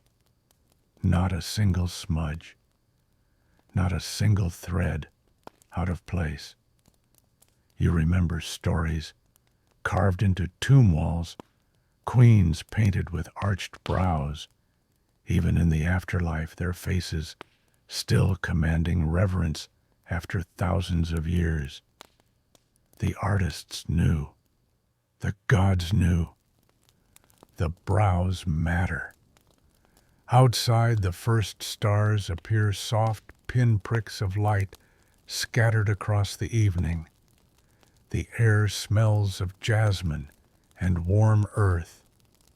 A servant lights an oil lamp near your door. You watch your reflection flicker in the glow, and still your brows hold their shape, strong, sovereign. You rise slowly, your linen robe catching the breeze like wings. You pass through the corridor in silence, but you know that anyone who looks will see it. The expression, the control, the quiet defiance etched in those two perfect lines above your eyes.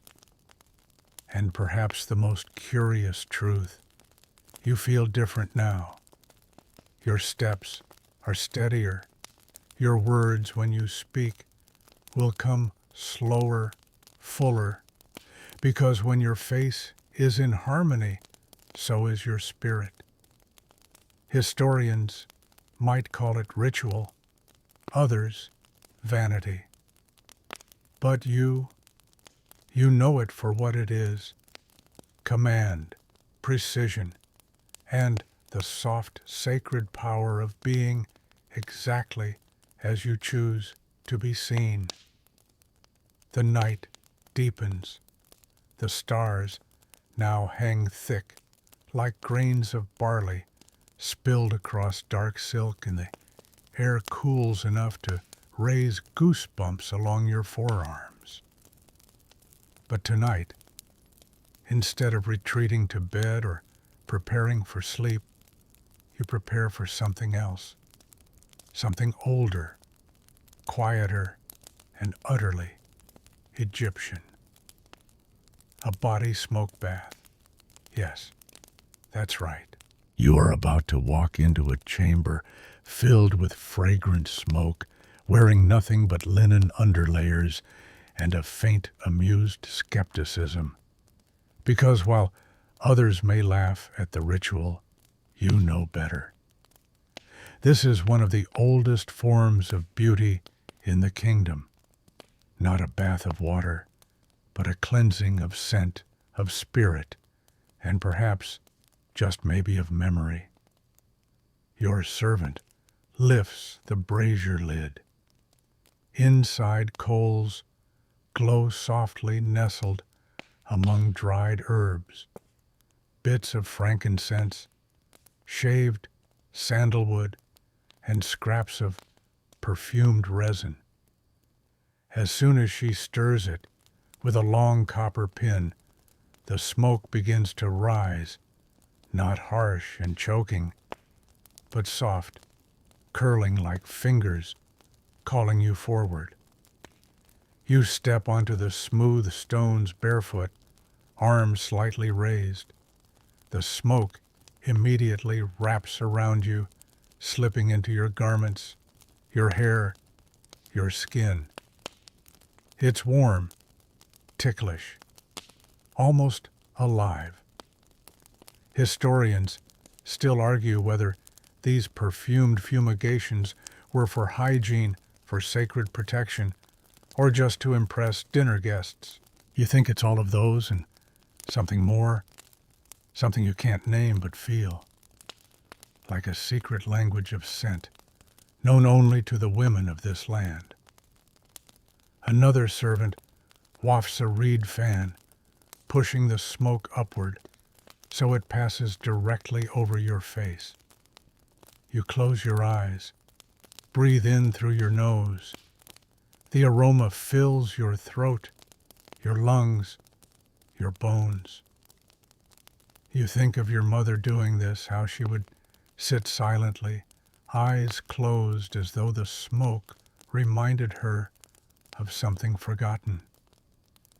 A time before age, before expectation, before men, just scent and skin. The smoke bath isn't quick. It takes time. The air must thicken. The oils must bind. Every part of you, hands, ankles, even the soles of your feet, must be kissed by the scent. You turn slowly in place, letting the perfume find its way. There's a fringe belief that smoke baths allow the body to remember itself, that over time our skin forgets how to be soft, how to be scented, how to be sacred. The smoke, they say, tells its stories, restores ancient memory. You wouldn't be surprised. As the chamber fills, you start to sweat lightly, not unpleasantly, just enough to feel the smoke clinging more deeply to your pores. This is when the scent embeds itself, when it becomes part of you, not something you wear, but something you are. Your attendant places 2 linen cones beneath your seat, filled with dried lavender and a pinch of powdered mint. As they warm, they release a second layer of fragrance, cooler, sharper, cleaner. You inhale again. The mixture is divine, floral and resinous, and almost edible. You smile faintly. Tomorrow when you pass someone in the garden, they'll pause, they'll sniff the air, they'll wonder what temple breeze you've just walked out of. And that's the point. You step out of the smoke chamber, slowly, deliberately, your linen now infused with invisible layers of perfume. You feel lighter, somehow, not just physically, but spiritually. Like you've been cleansed of noise. A basin of cool water waits nearby. You dip your hands and splash your face, not to rinse, but to seal, to bring the smoke closer to the skin. Historians often overlook this part of Egyptian life. They document the makeup, the jewelry, the linen, but scent is harder to record. Yet, it lingers in every tomb, every oil jar, every whispered prayer. You wrap yourself in a dry outer robe and sit quietly in the courtyard. You say nothing. The night says it for you. You are clean, not with soap, but with presence, with intention. And the gods, if they are anywhere near, will smell you before they see you. The moon is high now, full and silver, casting its soft, ethereal light across the stone walls and still courtyards of your home. Even the breeze has stilled. The torches have been dimmed to embers. And yet, you are not finished, because there is one last step before you can rest. One final act of devotion, not just to the gods or the beauty standards of the day, but to yourself. You walk silently into your sleeping chamber, where the stone floors have cooled and the air is thick with the faint perfume of your smoke bath. There, on a low wooden stool, lies a small pouch, embroidered delicate, tied with a scarlet thread. Inside it, scented linen cones. These are not for melting on your wig. These are for your room. You untie the pouch and remove 2 cones, one scented with blue lotus, the other with crushed myrrh and a whisper of cassia bark. You place one beneath your pillow, the other at the base of your bed, nestled in a bowl of ash to catch any melting drops. When the candles are extinguished and the heat of your body fills the room, the cones will begin to melt slowly, releasing waves of fragrance like invisible lullabies. This is what the Egyptians called scented dreaming. Historians still argue whether this was done to invoke divine messages in dreams or simply to fall asleep in luxury. You, wrapped in your layers of linen, believe it does both, and honestly, you wouldn't dare sleep without them. Your servant enters quietly, carrying a small bundle of dried herbs, lavender and mint, bound in twine. She lights the end and lets the smoke waft gently around the edges of the room. It mixes with the scent of the cones and your own skin, still tinged with sandalwood and saffron from earlier rituals. There is a fringe belief that sleeping in fragrance makes your soul easier to find when it wanders during dreams, that if your body smells of the earth's sweetest offerings, your spirit will always know how to return to it. You cling to that idea like a child to a lullaby. You lie down carefully, adjusting the folds of your robe and resting your head on a pillow stuffed with papyrus shavings and sprigs of mint. The cone beneath your pillow begins to warm. You feel the first note of blue lotus rising into your breath. Soft, floral, slightly musky. Your thoughts begin to melt too. You remember a story your mother told you once, that the Pharaoh's sleep chamber was so heavily perfumed the guards had to be changed every few hours, lest they fall under the spell of the scent. You used to laugh. Now you wonder if it was true. Because lying here, under this invisible veil of perfume, the world does feel softer, lighter, like time is slipping through scented fingers. Your brows are still perfect, your wig carefully removed and stored beside your bed. Your skin is smooth, hairless, dusted with gold. Your lips carry a trace of pomegranate, and your hands, though fading, still bloom faintly with henna. Even in the dark, you know you look divine, not because someone else will see you, but because you will dream yourself that way.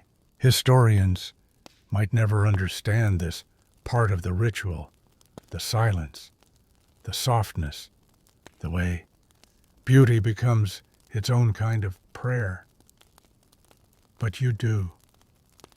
And as the room darkens and the cones melt and your breath slows into rhythm with the rise and fall of your chest, you offer one last thought into the space between dreams and gods, that beauty is not only how you wake, it is how you rest, and in that rest you are eternal. Dawn again. It comes silently as always, first brushing the distant hills in faint gold, then dipping into the palm canopies with a quiet shimmer. It glides across the Nile, turns the river into molten glass, and spills at last into the corners of your sleeping chamber. The room is still, warm. Your limbs lie folded like linen, softened by the sleep scent of melting perfume cones and yesterday's faint oils. And before your eyes even open, your fingers reach out, searching for your morning box. You rise slowly, not because you are tired, but because every motion must be intentional. Beauty is not a thing you chase in Egypt. It is a posture, a discipline, a quiet rhythm between flesh and ritual. Your servant enters without sound. She carries a shallow bowl of warmed water, rose-scented and faintly cloudy with dissolved natron. Behind her, another girl lays out your cleansing kit, a bone scraper, a palm-sized alabaster jar of morning oil, fresh linen strips, and a reed brush bound with black thread. You nod to both without speaking. The gods may speak in thunder and flame, but the work of beauty begins in silence. You begin, as always, by scraping. The bone tool is cool at first, gliding across your thighs, then your arms, your neck, your back. Each pass draws off a whisper of sweat, old oil, and dead skin. You don't rush. You scrape in long, deliberate strokes as you were taught, always moving upward toward the heart. Your skin responds immediately, warmer, more alert, but soothed. Historians still argue over the true purpose of this ritual. Was it purely hygienic, a pre-oil polish, or was there deeper meaning, perhaps something forgotten, an understanding of the body as not just flesh, but vessel, a mirror of divine geometry to be cleared each day, like the temple floor before prayer? You don't pretend to know. You only know how it feels correct. Next, the cloth. Your servant dips it into the rose water and presses it into your skin, patting gently, then wiping in slow, wide spirals. Your arms, your chest, your back. The cloth is changed every morning, always prepared, fresh soaked with oil, folded tightly, pressed under a slab of smooth marble, so that its scent stays trapped until the moment it touches you. The sensation is cool, even in this warmth. It brings goosebumps to your forearms and a prickle to the back of your neck. You breathe in deeply the aroma of crushed petals, mixing with the faint morning wind drifting through the shutters. Birds call distantly from the tamarind trees. Someone begins sweeping the courtyard. The world is awakening, but you are already ahead of it. Now comes the oil. You take the alabaster jar in both hands, a gesture of thanks, and unstopper it. The scent is heady, familiar, almond mixed with myrrh and a trace of cinnamon. This is your signature, the one chosen for you at 15, approved by your mother and your aunt and the house priestess. It is warm, rich, and serious. You pour 3 drops into your palm and begin the process, upward strokes along the calves, across the thighs, circling the stomach, tracing the collarbones.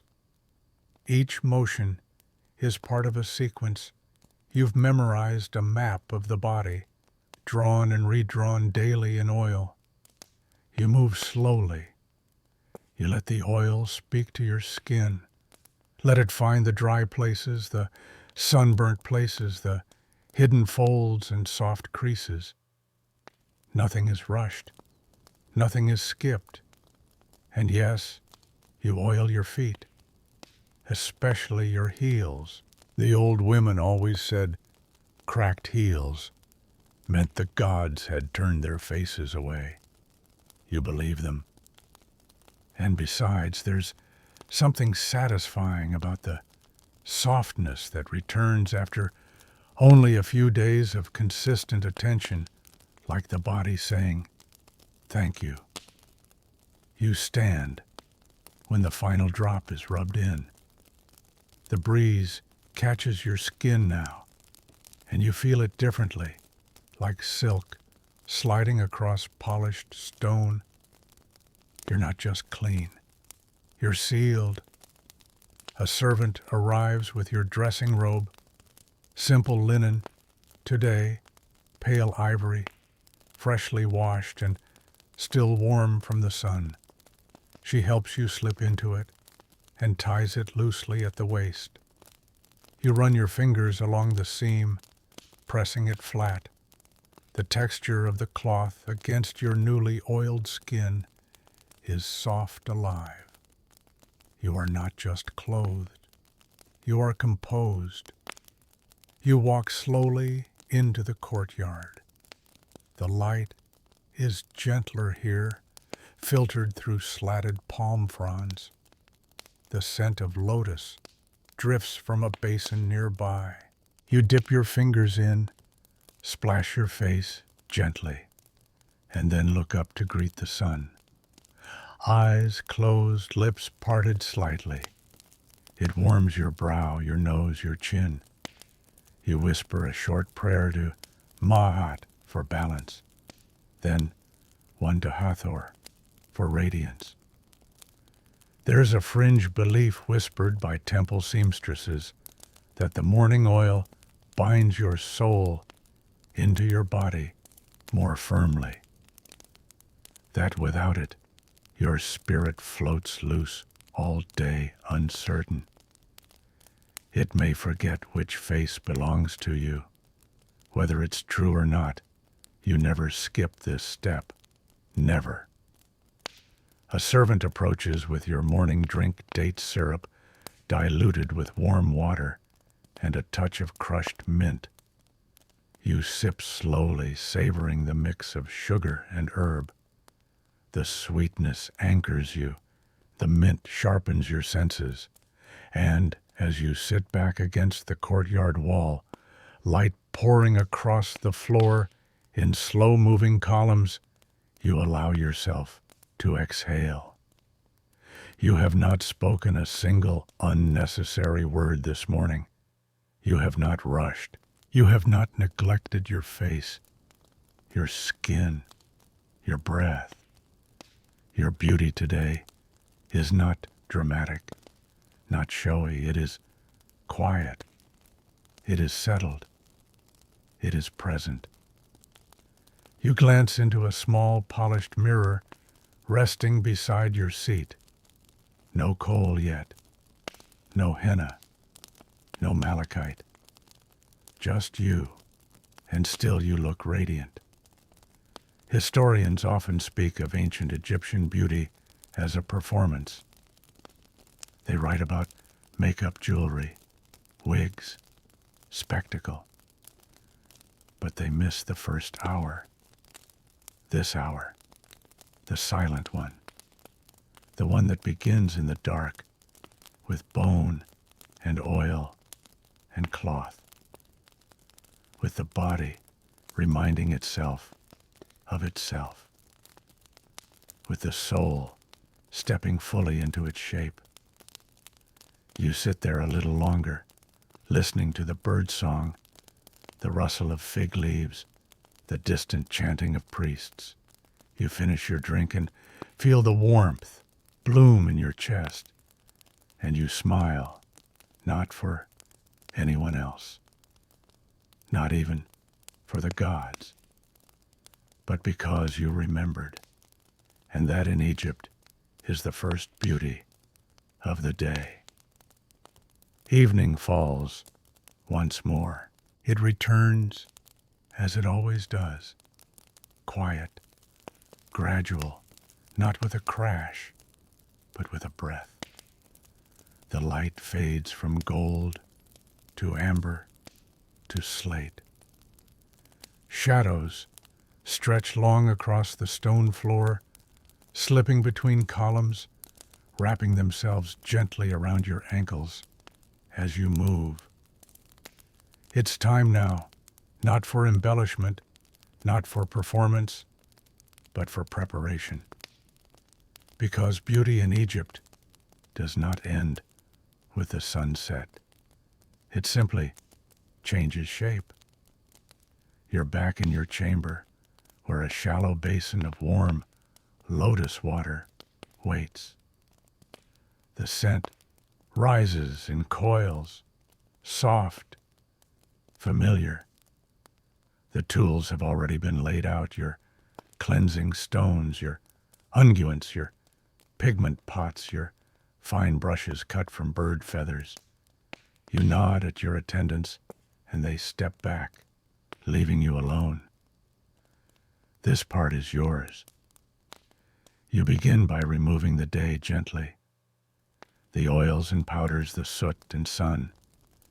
You take a strip of fine linen, dip it into the water, and press it to your face. The malachite softens. The kohl begins to loosen. You do not scrub. You lift carefully, layer by layer, as though removing a story you've already told but want to keep intact. Each pass over your skin feels like memory. You remember the exact shape of your brows this morning, the texture of your lips when you pressed the red pigment on, the dusting of gold you added to your cheeks. And now, all of it fading into cloth, disappearing into water. Historians still debate whether Egyptians removed their makeup every day or allowed it to layer and deepen over time. You know the answer, because you live it. Of course you remove it, because tomorrow's ritual must begin on fresh skin, clean skin, reverent skin, Once your face is bare, you press the heel of your hand gently to your cheek. Your skin is soft, supple, still faintly warm from the day's sun. You dip your fingers into the jar of blue lotus balm and begin to massage. Slow circles, tiny taps.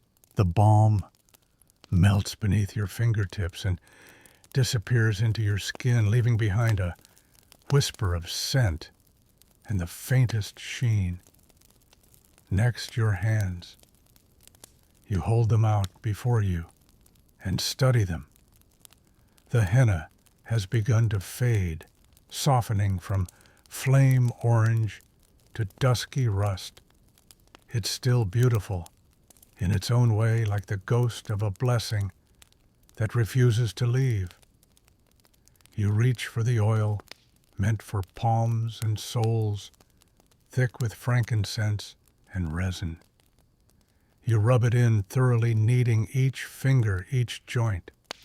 This oil is meant for sleep, to prevent cracking, to keep the spirit tethered, even in dreams. Then your feet. You slide your sandals off and dip your toes into another basin. Warm water again this time, infused with mint and a little salt. You let them soak. You lean back. You let your breath slow.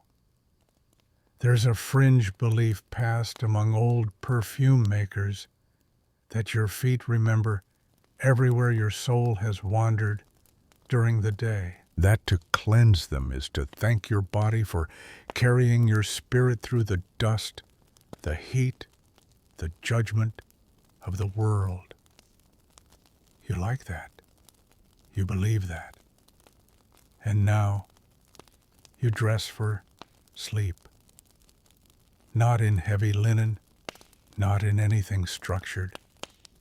Just a loose wrap of the thinnest cloth, dyed pale blue, nearly translucent. The kind of cloth that whispers against your skin. You tie it only once at your waist and let the rest hang loose. The room is darker now. The oil lamp flickers. The cone of perfumed wax beneath your chair has begun to melt, releasing its final breath of lotus, cinnamon, and myrrh into the space. You settle into your sleeping mat, slowly, carefully. One last ritual remains. You reach for the reed stylus and the flat clay tablet near your bedside. A personal ritual, not religious, not required, but sacred all the same. You write one word, just one. Whatever word carries the weight of the day. Maybe it's glow. Maybe it's soft. Maybe it's done. You inscribe it carefully, in demotic, in your hand, not for anyone else to read. Just so your spirit knows what kind of sleep to take. Historians may never find these tablets. They may never understand why women across centuries carried them marked, them kept them close. But that's fine. Some parts of beauty aren't meant to be discovered. Some are only meant to be lived. You lie back now. The scent surrounds you. Your face is clean. Your body is soft. Your breath is steady. And as your eyes begin to close, your last thought is not of gods or guests or garments.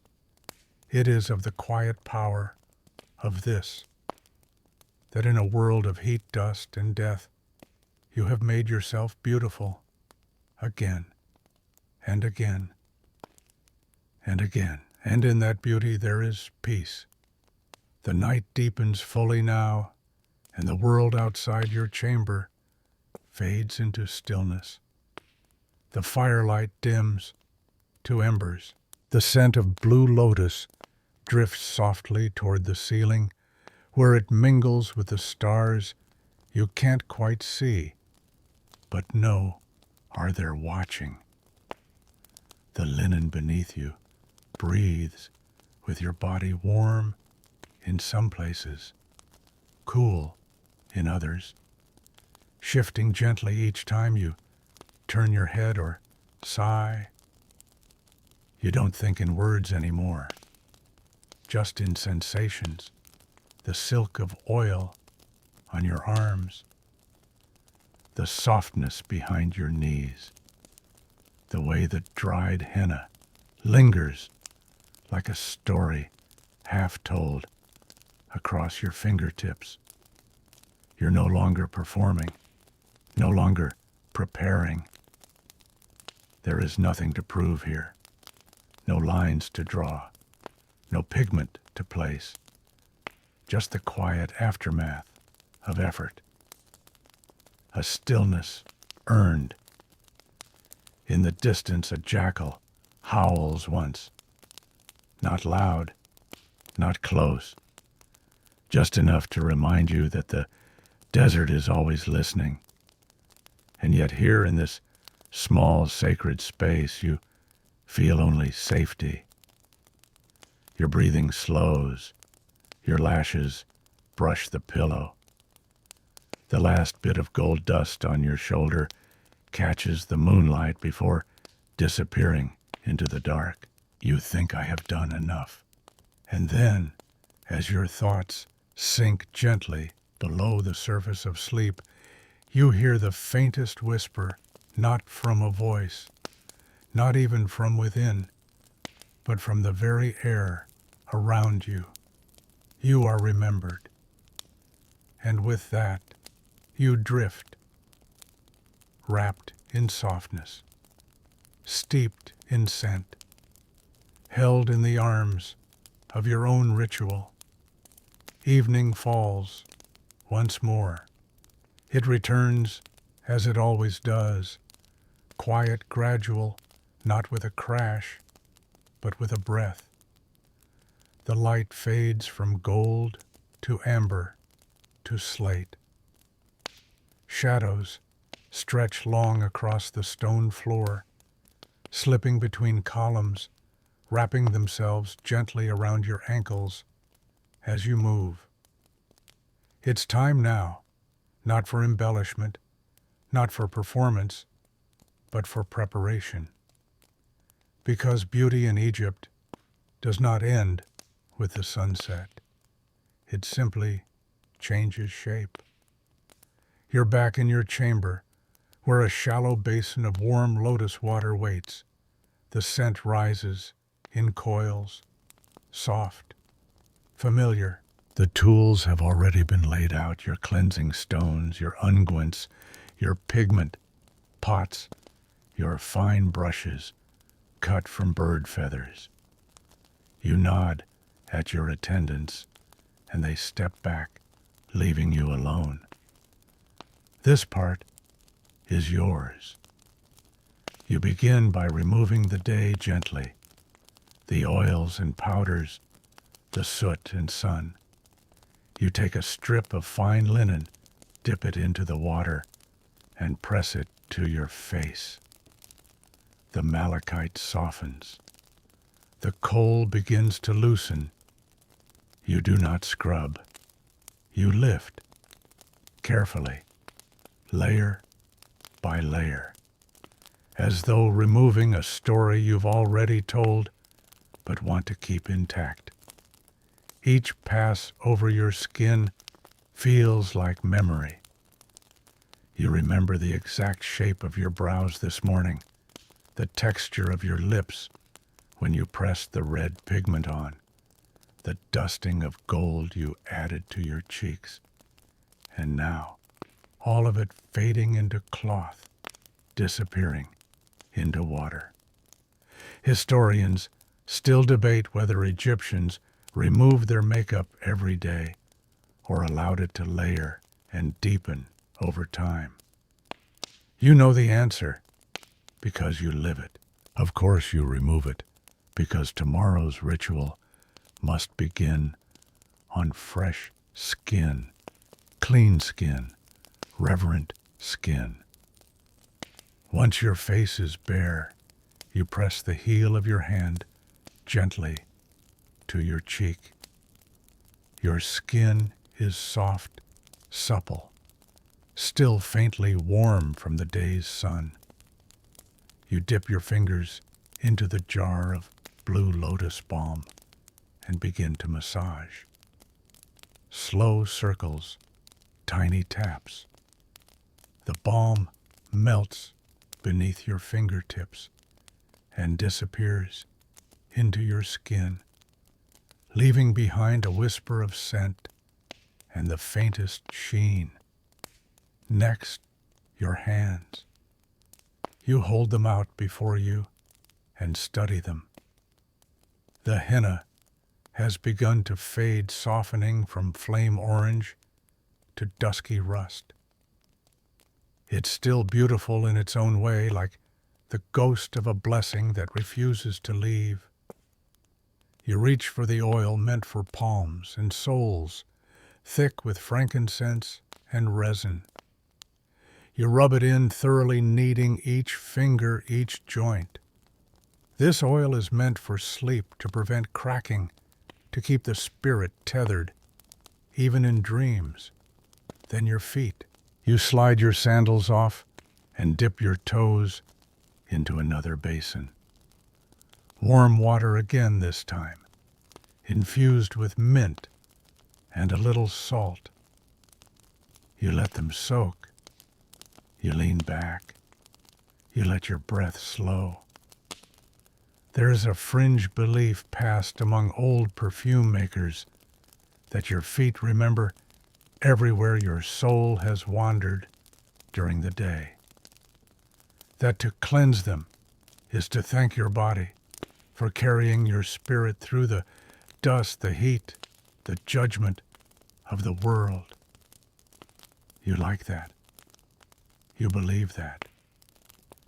And now you dress for sleep, not in heavy linen, not in anything structured, just a loose wrap of the thinnest cloth, dyed pale blue, nearly translucent.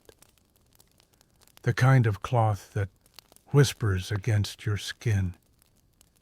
You tie it only once at your waist and let the rest hang loose. The room is darker now. The oil lamp flickers. The cone of perfumed wax beneath your chair has begun to melt, releasing its final breath of lotus cinnamon and myrrh into the space. You settle into your sleeping mat, slowly, carefully. One last ritual remains. You reach for the reed stylus and the flat clay tablet near your bedside. A personal ritual, not religious, not required, but sacred, all the same. You write one word, just one. Whatever word carries the weight of the day. Maybe it's glow, maybe it's soft, maybe it's done. You inscribe it carefully, in demotic, in your hand, not for anyone else to read, just so your spirit knows what kind of sleep to take. Historians may never find these tablets. They may never understand why women across centuries carried them, marked them, kept them close. But that's fine. Some parts of beauty aren't meant to be discovered.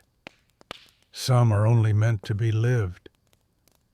You lie back now. The scent surrounds you. Your face is clean. Your body is soft. Your breath is steady.